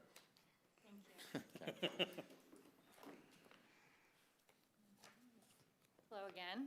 Saw you all earlier, but as a reminder, I'm Courtney DeVito. I'm the HR director here at the city, and I am here to talk to you about our department and our Compass Plan. So just a little window into who we are and what we do. We're what I call a fantastic staff of 5, and we are the people. We focus on our internal staff and making sure that they have the tools to do the jobs that they need to do to both help our internal and external customers. We focus on recruitment and retention of our exceptional workforce, and we do quite a bit of customer service related work that aligns with council goals. In terms of our Compass wins this year, we have some exciting things to share, and I'm hoping my pictures are good enough for this competition here. We tried to focus on our staff, but our first Compass win is focused on us obtaining a new health insurance broker. And with partnering with Parker Smith and Feek, also known as PSF, We have been lucky to partner with them as well as some other organizations here in the Valley that have helped us look at more strategic and well-designed benefit plans that help us retain staff. With our innovative plan design that they've helped us with over this last few months, we've been able to look at different ways of cost savings on prescription drug ordering, as well as bringing back prescription benefits to our staff that were lacking this year. Additionally, we've focused on our wellness program with them. We've had a lot of feedback on our wellness program that we want to focus on total worker health, and so that's your mental health and well-being, your whole person, and figuring out how to focus more on what we call preventative care. So getting care at a doctor's office now to avoid larger problems later. So, and one kind of exciting thing we learned from that, from a wellness perspective, is we brought a nutritionist in, and some folks in our parks department started their own bike club because they got really into their nutrition and their personal health. So a win. In terms of total benefits, we were able to get paid parental leave across the finish line with your blessing this year. We just launched that about a month ago, and that gives employees 8 weeks of paid parental leave to bond with a new child or go through the adoption, surrogacy, or foster care placement of a child. That's 320 hours. We also, as we do every year, focus on competitive pay. So as we do each year, we review our compensation plan to make sure that we are market competitive and market leading, and focus on options that make us an employer of choice in this valley. And lastly, this spring we were able to launch what we call our Learning and Development Program, or more affectionately known as LEAD, which means Learn, Excel, Advance, and Develop. And that program ties back to the human capital investment that we place in all of our city staff, allowing staff to excel and find great opportunities to learn more leadership capabilities and excel in their roles. We've had over 50 sessions of individualized training since we launched this program, and the future for this program is bright. We've had a big focus on some financial trainings that Pete's assisted with, facilitation skills, incident command, and many, many more. And this ties back to a supplemental that I'll talk about in just a few minutes. Can you talk about that middle photo for 1 second? What's going on there? The middle photo is a parks staff meeting on Rio Grande Field. They're wearing their high vis, so you can't miss them because safety first. But that is where that photo came from. Matt Kuhn provided that. I really like it. I mean, it's just great to see, departments getting together, just hanging out, just talking. It looks like they could be talking about anything. Not super serious, obviously, because of setting, but I just wanted to make a quick comment about it. I mean, I just appreciate that photo. Thanks. I like we call the those photo. tailgate talks. I like the photo with the food. That is from one of our employee engagement events. That is our annual breakfast at the golf course. Yeah, Ben's being a good guy. Yeah, Ben's serving food there. So Thanks. that's one of our most highly attended. All right, so some highlights from our Compass plan this year. First, we had a major focus on improving our rewards and recognition program. So to familiarize you with what that is our reward criteria. That's very ski area focused. Our rewards are green circle, blue square, and black diamond. And that is how we recognize staff for going above and beyond in their positions and then some. It has a partnership focus, so we are always looking for ways to engage staff to reward and recognize their peers and the work that they do here in the organization. And it sets a new perspective on how to recognize the people that you work with on a pretty regular basis. We have focused on staff surveys to hear what staff think about a program like this, and created smaller focus groups and hosted lunch and learns to talk about the program a little bit more so folks understand how to use it in its entirety. We also plan to do a staff survey before the end of the year to understand if the program on rewards and recognition has been successful this year. And just for a metric, overall this year we have rewarded 280 individual awards through this program to different city staff at all levels and roles in the organization. This is where my clip art gets bad. So So our second highlight is increasing our employee engagement and retention, because that is one of our biggest focuses right now within this job market. So engagement's important to understand the pulse on how employees are feeling within our organization and about the work they do and what we provide to them. We've launched some policy initiatives from some of that feedback, including paid parental leave, which I mentioned earlier. And we hope that we can find more action items as we move forward from employee feedback. But what we're really working on is an action plan where we've created a you talk and we listen scenario. So through our engagement platform, we're hearing about what employees want out of the organization or questions that they have that might need to be clarified. And we're also seeing more engagement from our leadership level, department directors and the agency director team in engaging in conversation with staff to find out, again, how they're feeling about the organization. And it's creating a dialogue that's allowing us to retain staff in the best of ways. And Sarah also shares some of this information at our quarterly updates with the city manager. So. And then our last compass highlight is reimagining the employee onboarding experience. So onboarding is everything that goes from the offer letter all the way through an employee's first 6 months with our organization. And we took a step back this year and decided we really needed to look at this to create a place where employees were not just hearing from only HR once or other folks in the organization once, and then going to their departments and experiencing that silo effect. So we've reimagined what orientation looks like. It's a full-day event with all new staff within their first month of employment, where they're hearing directly from HR, quite a bit, obviously, but also from our city manager. They're hearing about our citywide values. There's a high-level IT focus, a policy focus, risk management, and it's a time for employees to come together to ask a lot of questions about what it means to be an employee here at the City of Aspen. We've created a feedback loop that also ties back into peer groups. So we are doing, as HR, a check-in in the first month, the third month, and at 6 months with all of our new staff to understand how they're doing. We're sending out pulse surveys. We're doing peer group get-togethers, more in line with what you might call a coffee talk, but to understand what it is they need with a high-level emphasis on how HR can help. And then at 6 months, we're trying to understand, do they understand their roles? Do they need more help? Do they need to know how to do their 6-month review and what it is they really need? And we've found some success as we've launched these peer groups in learning what employees are looking for and finding really great and innovative ways for them to create partnerships with one another.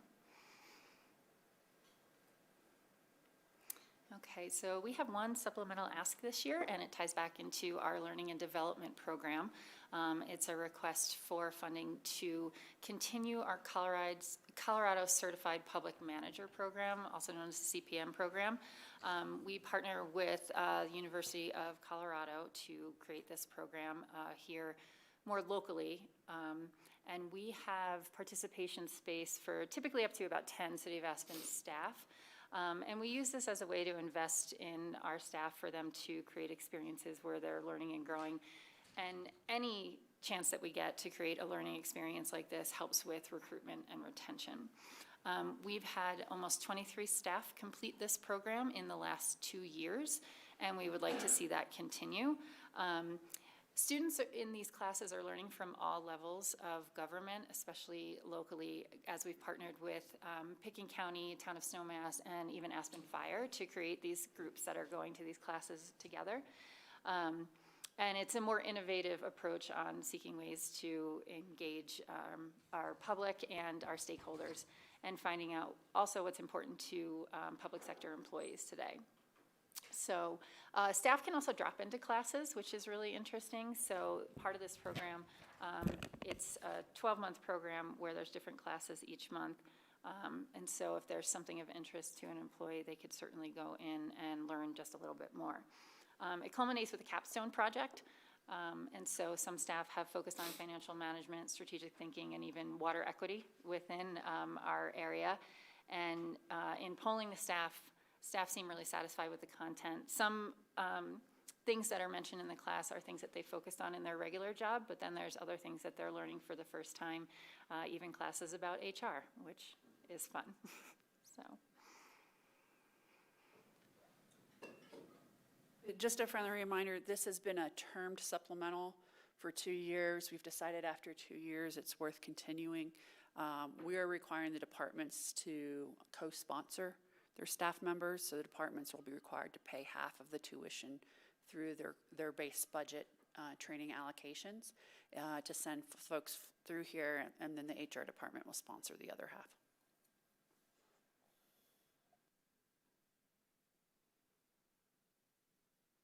That's our summary slide.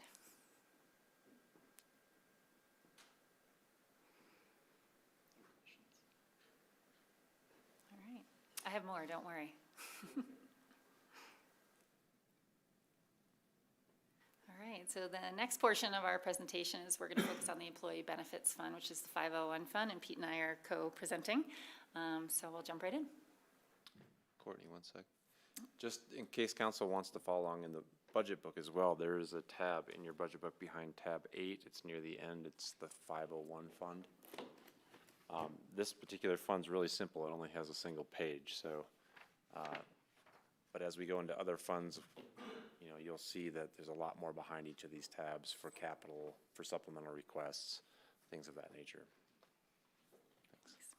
All right, so we've presented to you before on our plan, but just to give a recap, the City of Aspen provides employee benefits as any employer would in the realm of medical, dental, and vision. And we supply the health insurance as an organization through what we call a self-funded health plan.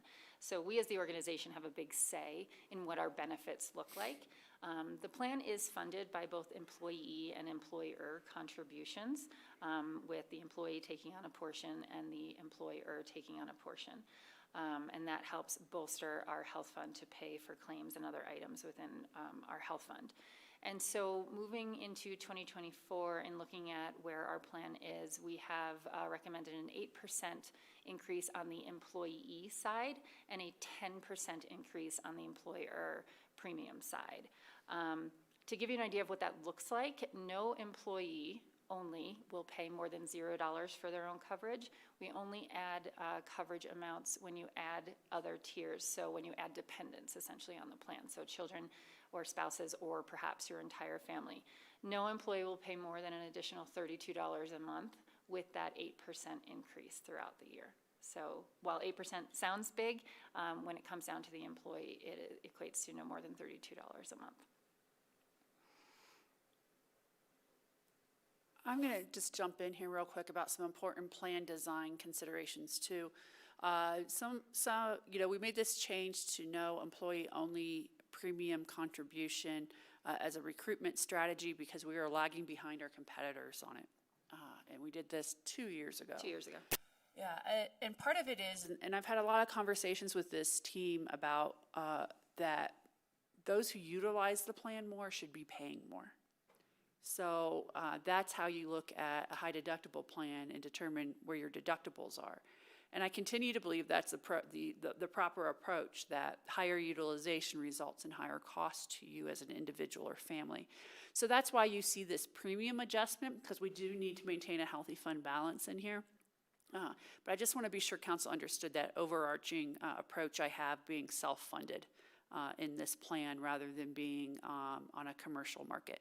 It allows us to do a lot of plan design that's important, particularly given the nuances of our region and how healthcare is accessed in our region. And if any of you want more details on that, certainly Courtney or I or Alyssa or Pete are happy to go into detail with you.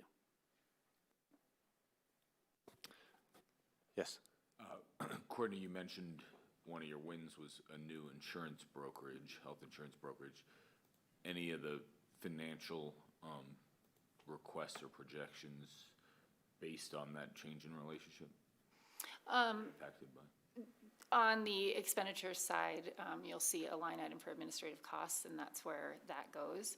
But it is very much on par with what we were paying our former broker, so not a huge difference there. So what drove the change? The previous broker that we had been using, we had been with for a number of years, and we just weren't seeing the return on investment in looking at plan design changes and cost-saving measures for the city. And Parker, Smith, and Feek has been working with Aspen Valley Hospital and the Valley Health Alliance for a number of years now in helping design cost-effective measures for those who are part of the Valley Health Alliance, which is us as the city of Aspen.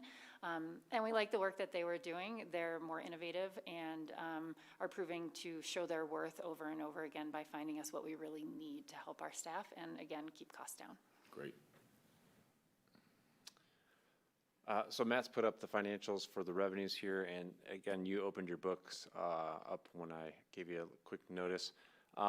The book, it actually has the first couple of years prior to this request year as well.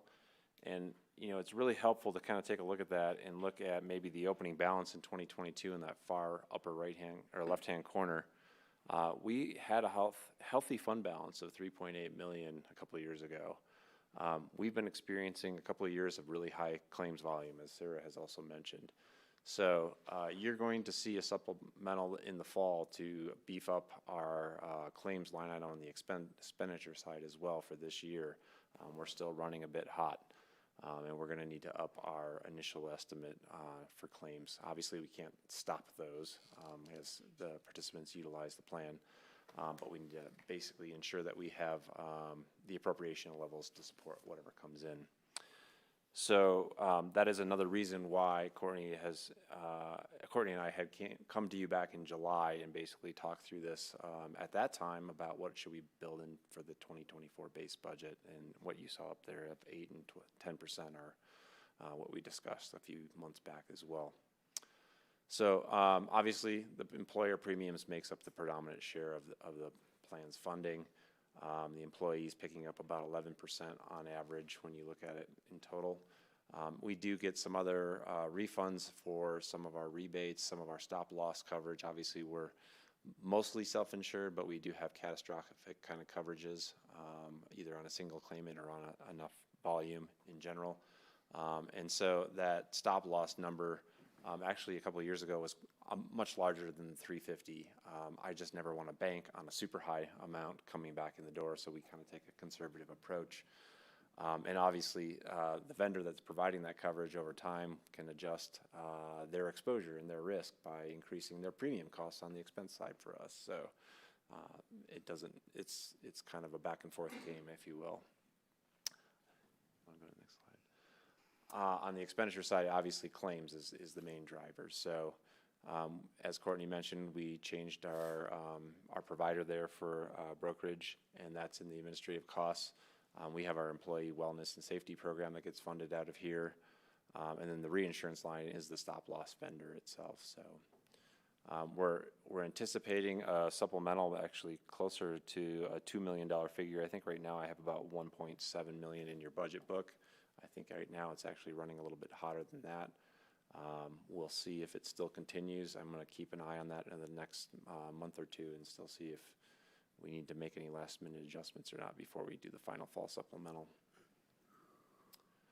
Over time, you can see, however, that bottom line in your budget book starts to grow again eventually, and that's the good news.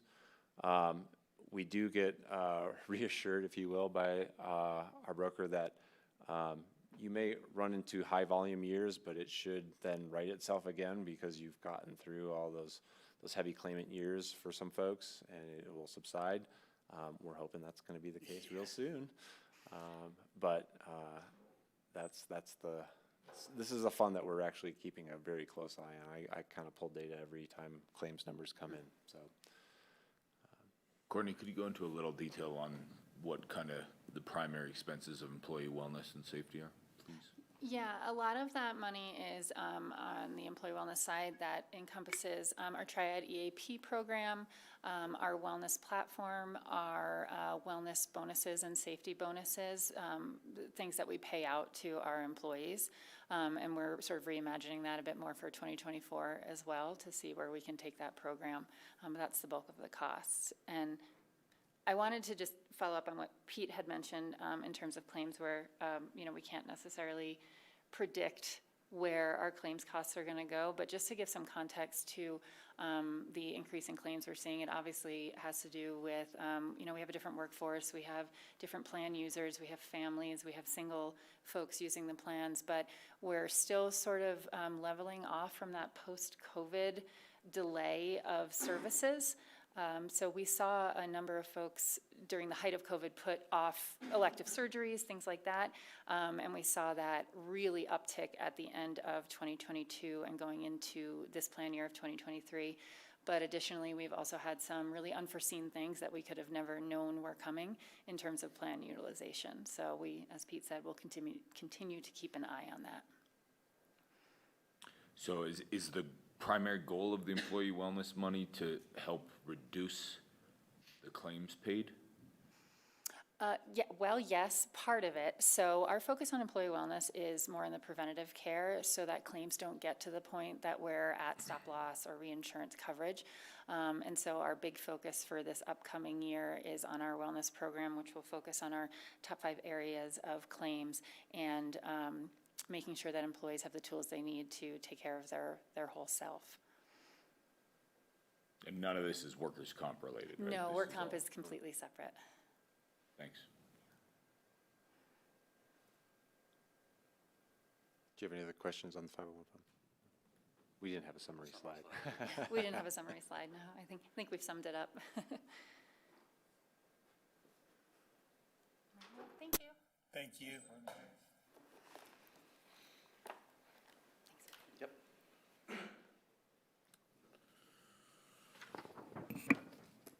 So Rob and I are going to tag team this one while Alyssa's out of town today.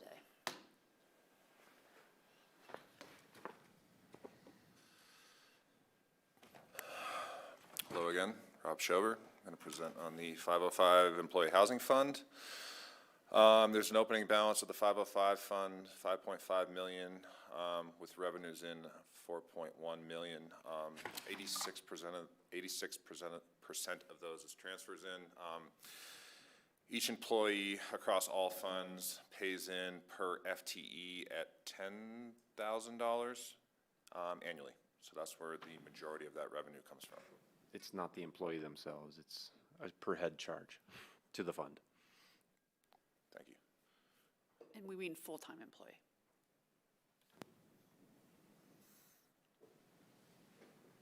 Expenditures for the year 2024, 3.1 million, almost all of that is capital.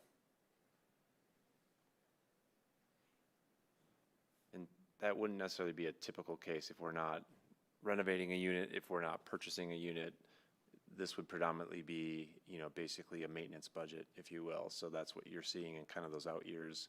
But for 2024, Rob's going to dive into what's driving the capital number.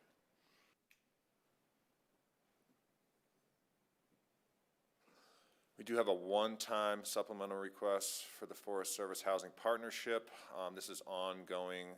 Last year, it was appropriated in the 150 fund. This year, it is coming from the 505 fund. Continuing with high-level plans for new facilities at the Forest Service site off Main. It is a partnership with the city, RAFTA, CMC, Pickens County, AVH, and the school district.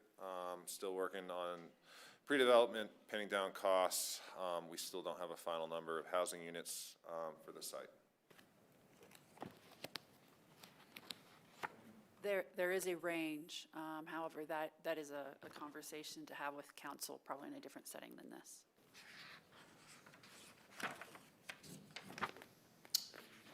As Pete said, on a typical year, if we didn't have a big capital project, that 505 budget is more a maintenance budget.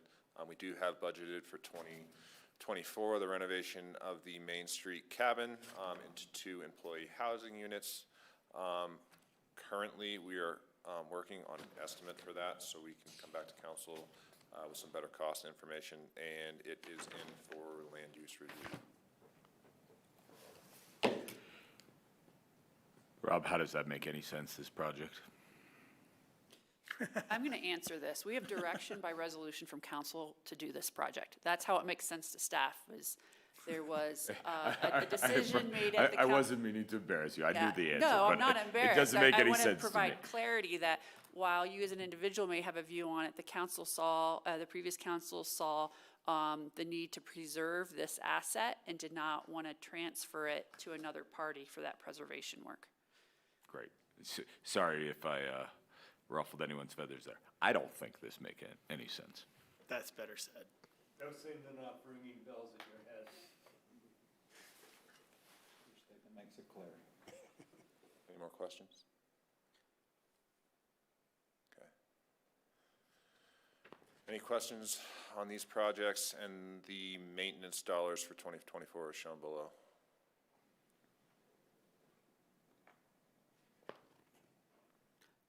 So the last thing I'll add for this fund is that on October 10th, Scott, is that the right date? There will be a unit that came onto the market that we're recommending be purchased for this fund that is located in the AABC area. And with that, though, we're going to need to request some renovation dollars with it too. So you'll see a supplemental this fall to expand the inventory into a neighborhood and an HOA we already have ownership in. And just so you're aware, because that will affect the fund balance, opening fund balance for 2024. We own that yet or no? No, you still need to approve its acquisition. It'll be scheduled for your consideration at your next regular meeting. Right, Scott? Okay, I just want to make sure I got the right meeting. October 10th.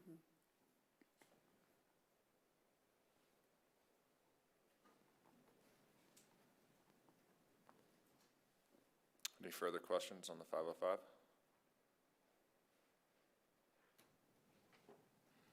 Thank you. Thanks, Rob. Thanks, Rob.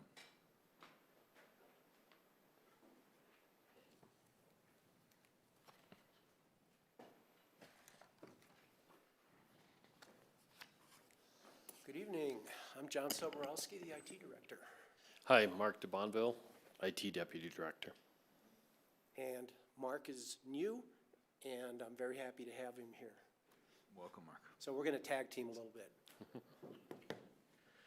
So we're here to present the 2024 Compass and Budget for Information Technology. And information technology is one of those departments that partners with every other department, but we're specific to their technology needs. So, you know, we do everything from keeping the PCs running to maintaining data and file storage, networking, fiber optic infrastructure running throughout town, email, internet services, all the things that people need today to get their job done. You know, basically we help all city staff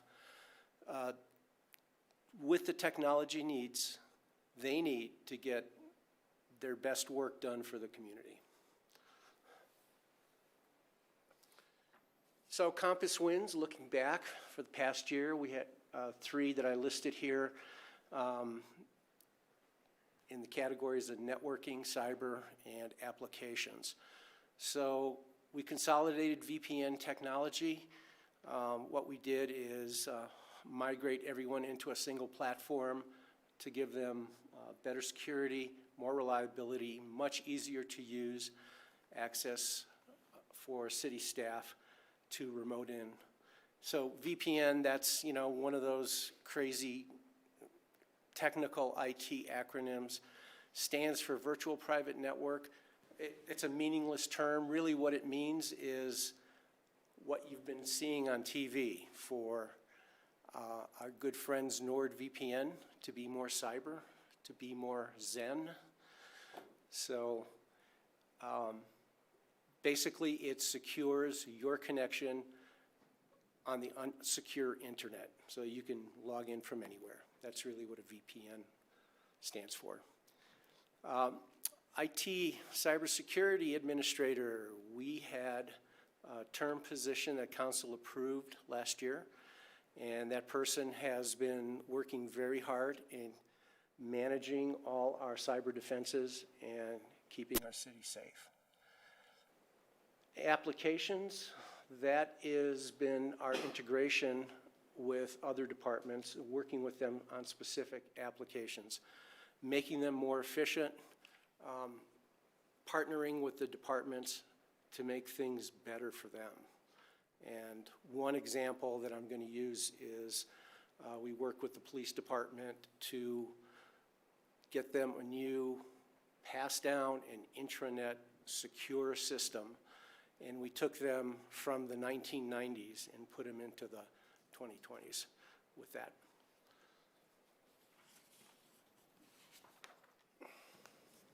Campus highlights for what we're working on this year. The goal to minimize cybersecurity threats. That's really focusing with all our departments to keep the city safe. Two major projects on that was the cybersecurity audit, which actually began at the end of last year and kind of finished up in late spring.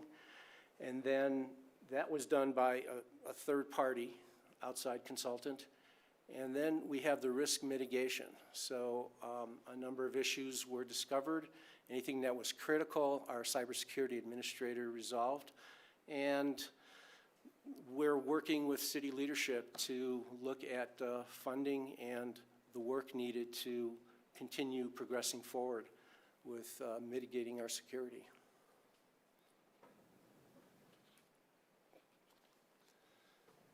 Our next goal is to enable city departments to do their jobs better. And 3 major projects this year: Building IQ, accessibility, and onboarding.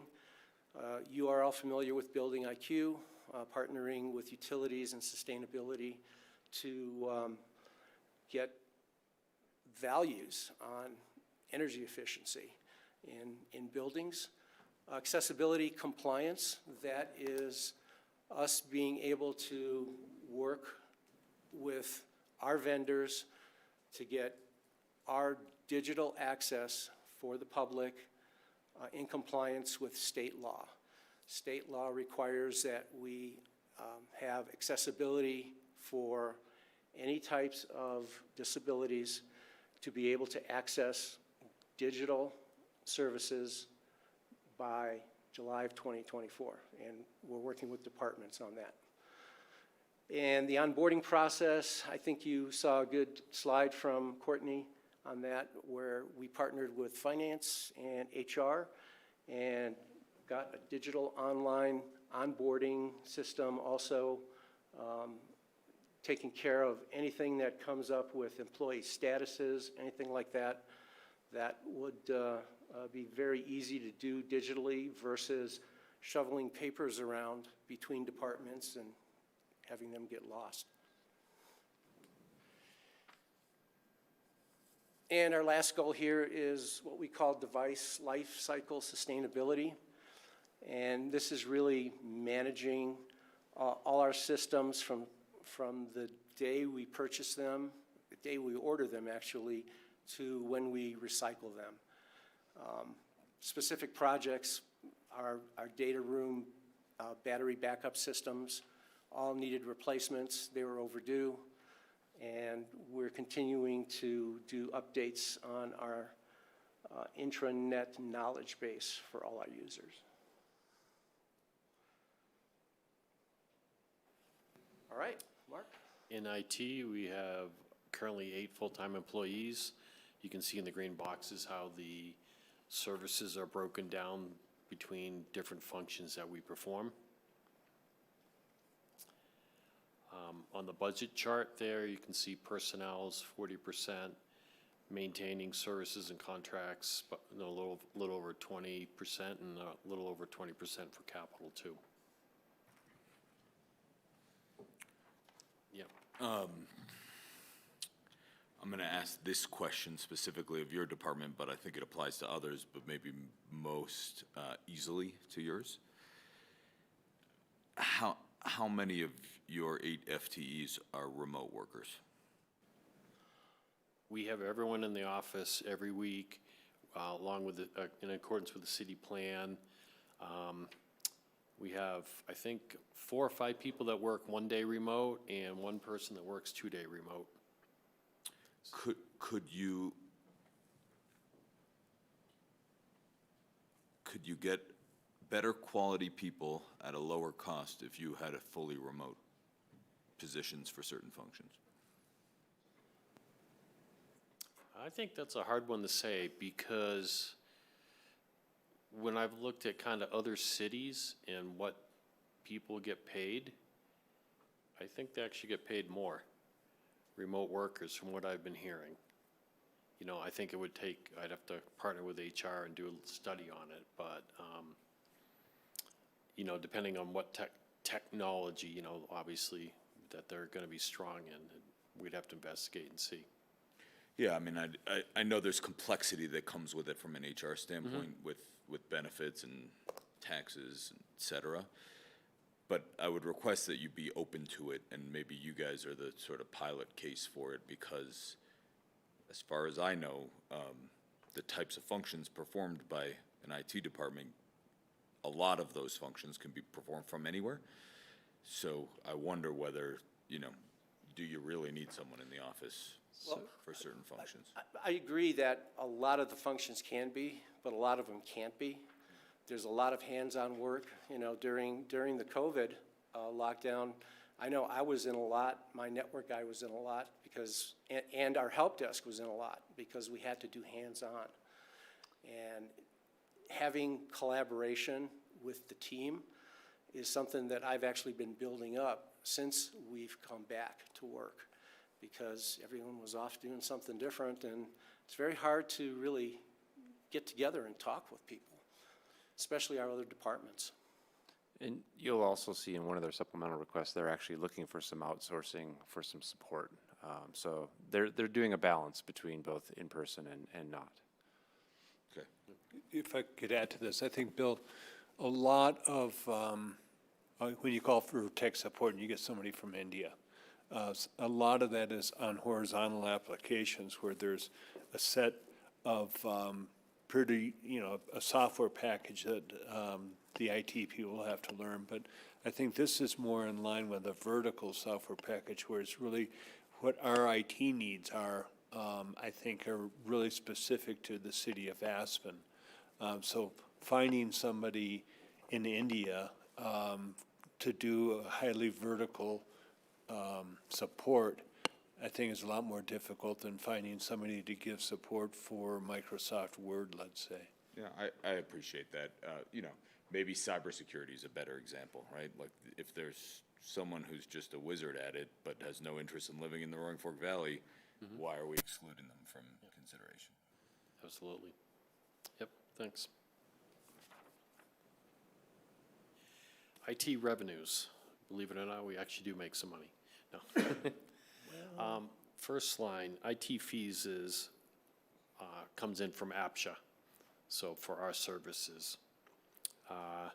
Refund of expenditures comes from the county, that is our lease of fiber lines to the county. Interest income is in there. Community broadband, we run Aspen Community Broadband, and that's our income from providing those services to different anchor institutions. Could you explain what that is? I'm unfamiliar. Aspen Community Broadband, yeah. We provide to the school district. There's a handful of, community anchor institutions, GrassRoots, KJAX, school district, hospital, and a few others. Also, we provide additional services to other city departments outside of the standard data network that most people in the city use. And so we're an internet service provider, and I think I sent a memo to you guys. I don't know if you had time to read it or not for the meeting last week, and I gave a kind of a status overview of what's going on with Aspen Community Broadband today. So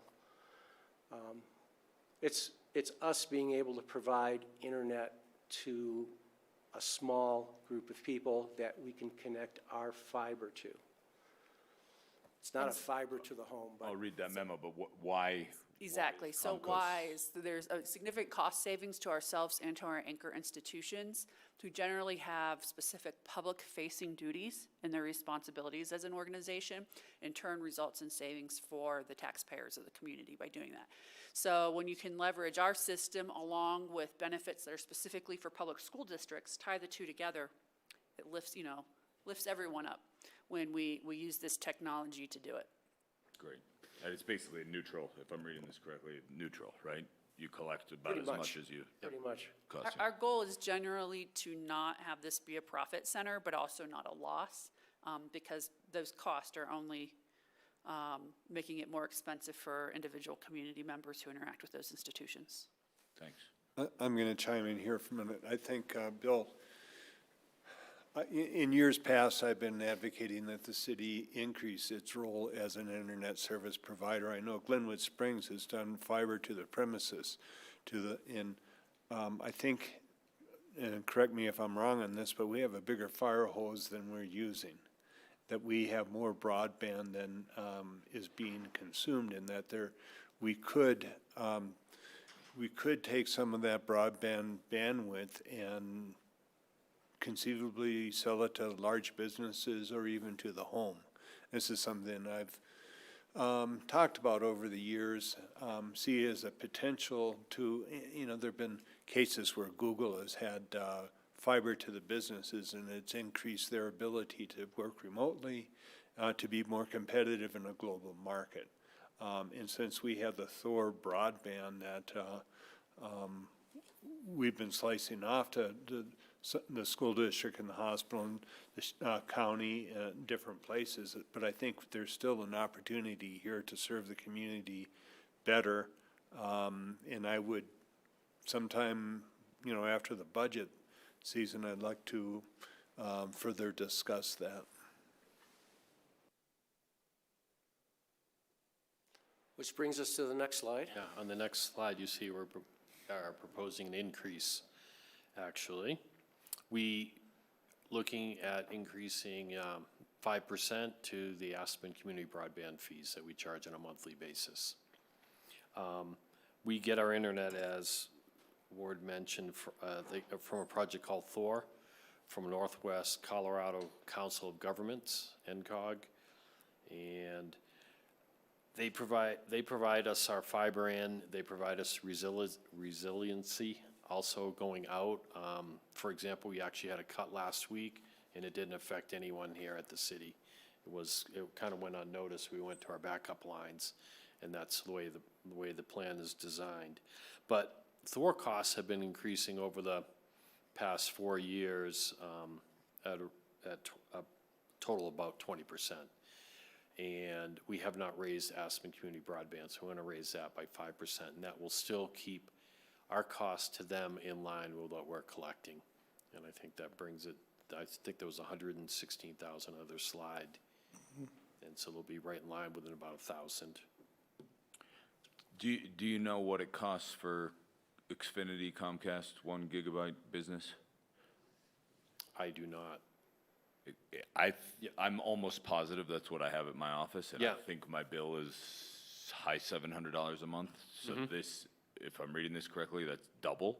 Yeah. There's some pretty big differences between that commercial carrier and this because of it being the anchor institutions. So the type of data you're pushing in your commercial environment could be very differently. So think about a hospital needing to push thousands of radiological images every hour in and out of their systems. And the energy, not power, but the workhorse necessary to put that onto the information highway, so to speak, and through the encryption and blockchaining. So what we found with this is that when we talked to these anchor institutions, this is still their most affordable option based upon their data needs. Right, you're getting a commercial service. This is an enterprise level service. So the amount of bandwidth, what you can push going up and down are the same. So very different. Thanks. That's helpful to understand. Yeah, it is, yeah. It's a good service. Anything else on Aspen Community? IT expenditures. Our 6 service functions are listed there. And plus community broadband, you see, is at 114, brings our operating expenses a little over 2 million. Capital, you see at 741. That includes some carryover from the Armory. When we have to get evicted from the Armory, eventually we do have to move the data center and fiber. So we've been carrying that money over from when we get closer to that date.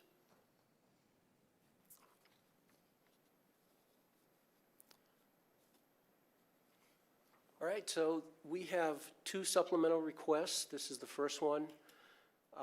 We would like to get our termed IT cybersecurity administrator to become permanent.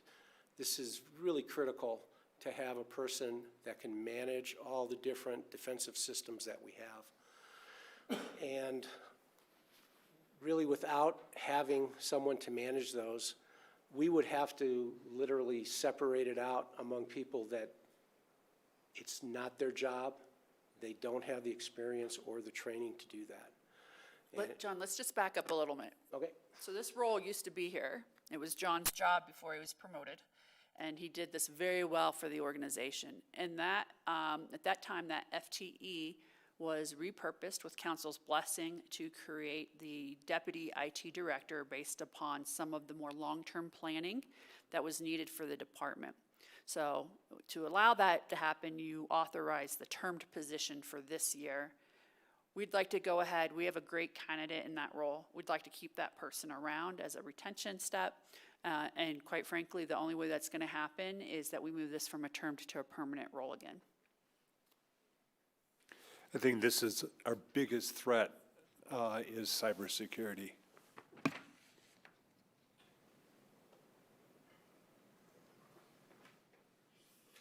I would agree, but I'm biased. I did that. No, very important. Is the workload, full-time workload? Very much. And I was really asking that about kind of our efficiency here, but I was wondering about the county. Do they have this position at the county? Could they? They do not have this position. Yeah, at the that's what I was county. thinking, and I was kind of, anyway, if this is FTE and it needs to be here at the city, that's great. I was just thinking, just to myself, boy, I wonder if the county would want to have the services of somebody with this kind of specialty. Well, and remember, we have very different data, included restricted data that we maintain since we oversee APSHA's systems and all that data that's placed in there by applicants. We oversee utility billing accounts. We oversee a lot of sensitive data that might be at a different level than what the county oversees. Certainly law enforcement's another one, yes. Thanks. And our other supplemental request is mobile device management. So we used some savings and we piloted this program this year. It's still in pilot right now. And basically, we have a lot of mobile phones, tablets that are issued to our employees. A lot of it came because they needed it for COVID and found it so useful to have that instant communication and different ways to communicate, that we've kept that. And we never had a way to centrally manage it and to centrally configure it and centrally secure it. And this is the system we would like to continue on. So that's why we're asking for some ongoing funds for that. John, does this provide the VPN protection throughout the organization for on-site, off-site mobile devices? Whatever? Actually, there aren't, well, I shouldn't say there aren't very many. There are quite a few, but they're limited by department that need to use the VPN. And that is mostly police and utilities and a couple other smaller departments that it's pretty much required. Would this extend that to the other devices? No, not VPN. This would basically separate out any kind of personal data or any kind of non-city data from city data. There's no way to do that now in these mobile devices. I mean, to me, the selling point was when somebody loses or has stolen one of these devices, which happens from time to time, we have the remote ability to wipe it and ensure that any of that data associated with the city we can protect. Whether it was public or not public, we don't think that matters probably to the intentions of the person who has it in their possession by that point. But that's the key feature here is the inventory tracking and then the ability to wipe it remotely. This really came to our attention, particularly we had some staff who had to travel internationally and had some city equipment stolen while they were gone. And the additional security precautions we had to put in at that time for those devices. This will let us not be in a reactionary mode should that happen again. In the data that will be potentially wiped, has that been backed up to the cloud so that that can be recovered? Yes.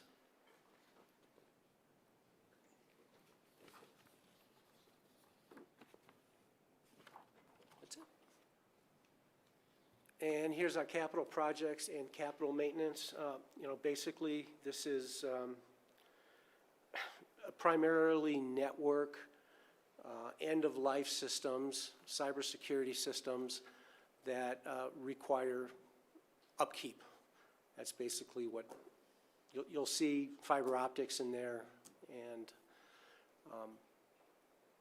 if you have any questions, we can go into detail on any of these. My only question would be on the fiber optic stuff. I just read that it's between Pepke Park and City Market, right? And there's a trench going in, and you're gonna put that new Right. fiber optic line in at the same time. We're going to put the conduit in. The conduit in for future.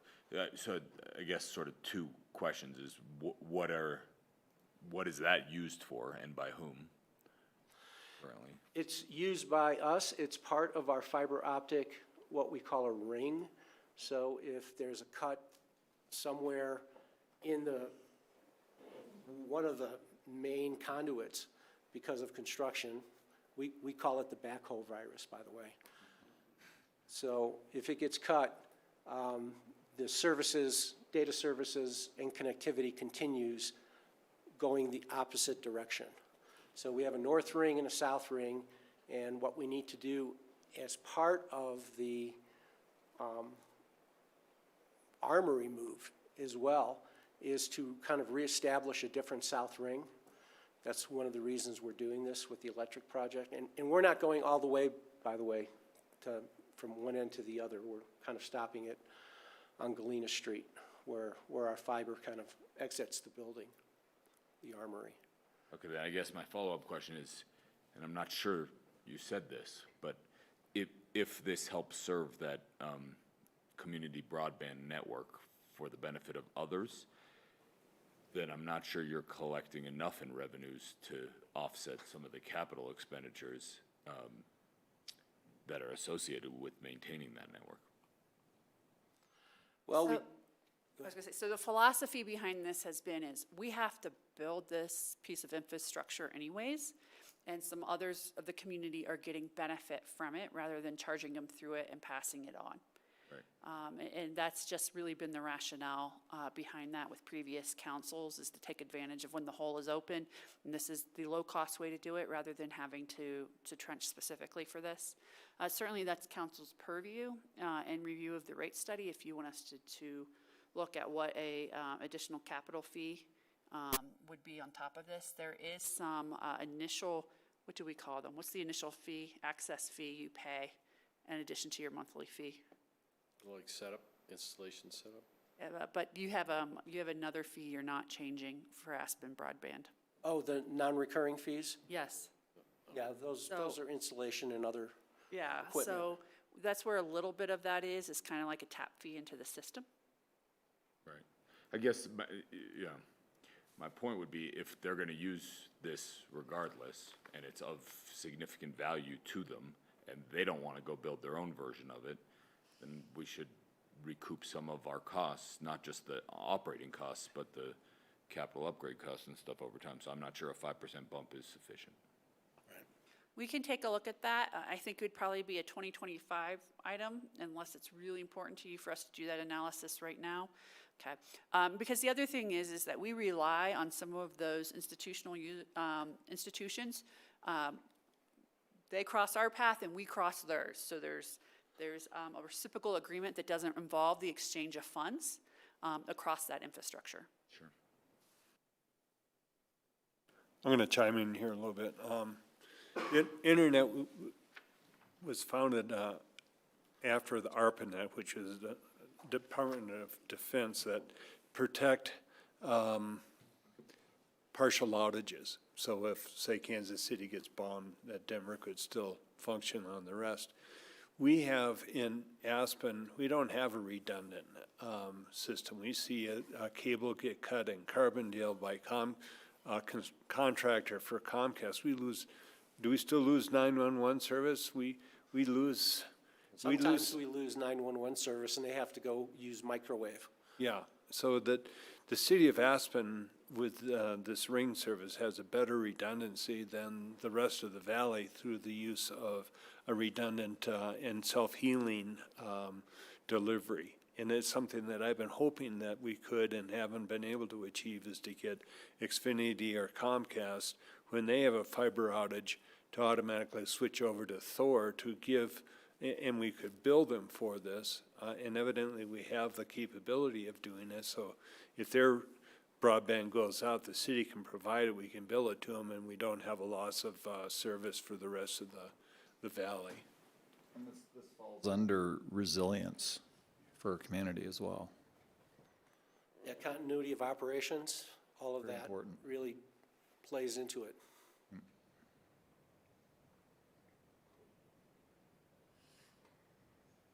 Great work, thanks. Thanks. And here's our summary slide.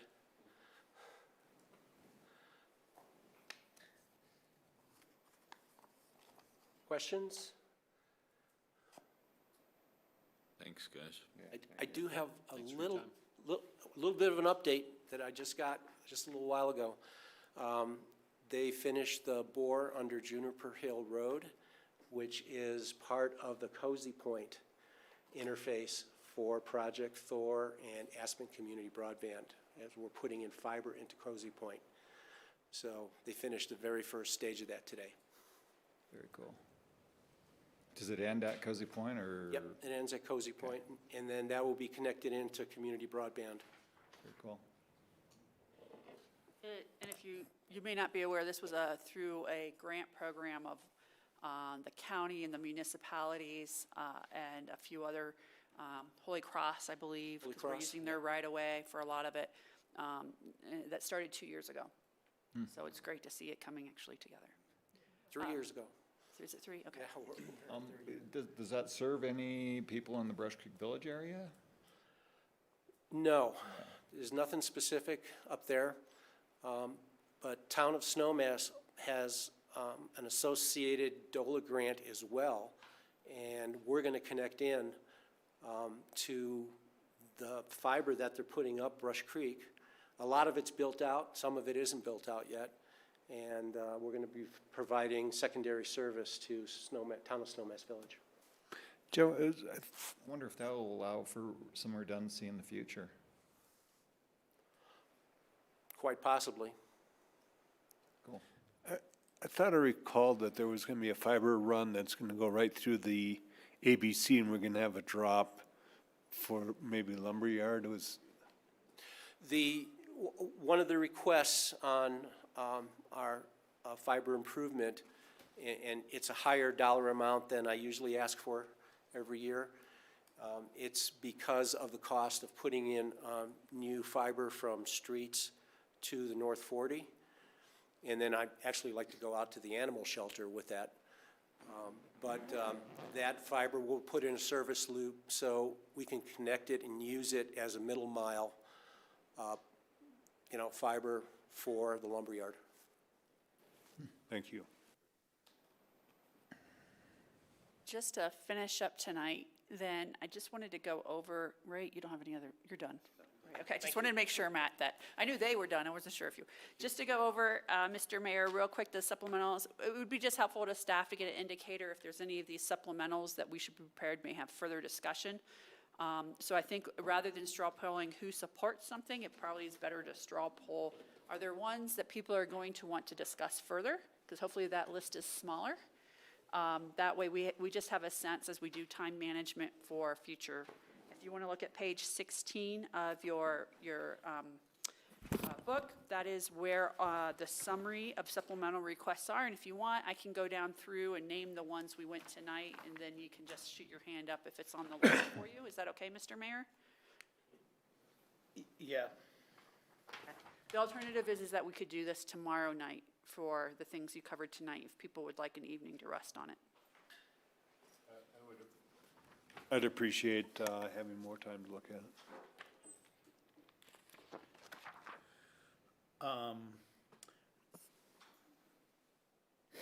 You're just talking about 16 and 17? That's the summary of all the supplementals we went over tonight are actually on page 1, so page 16 only. But you didn't go over all of these, so I'm not asking about all of those tonight. It's the 112, 114, 115, 117, 119, and then the 505 on the next page. I forgot one's on the next page. Pete reminded me. Got it.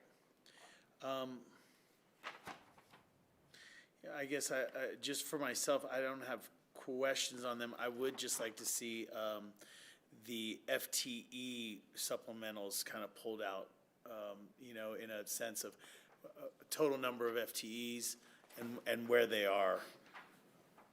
I don't have. There's 10 total here. I don't have. I'd like them broken out just separately. That's all. I don't have specific questions about any of them. I just like them broken out separately. So you mean in comparison to what's currently authorized in the base budget, or do you Yeah. just want the summary of the 10? Okay, thank you. I think the only one discussed tonight that I would like to have further discussion on is that Health and Human Services capacity building. I think that had to do with the roadmap that I asked for, if I'm not mistaken.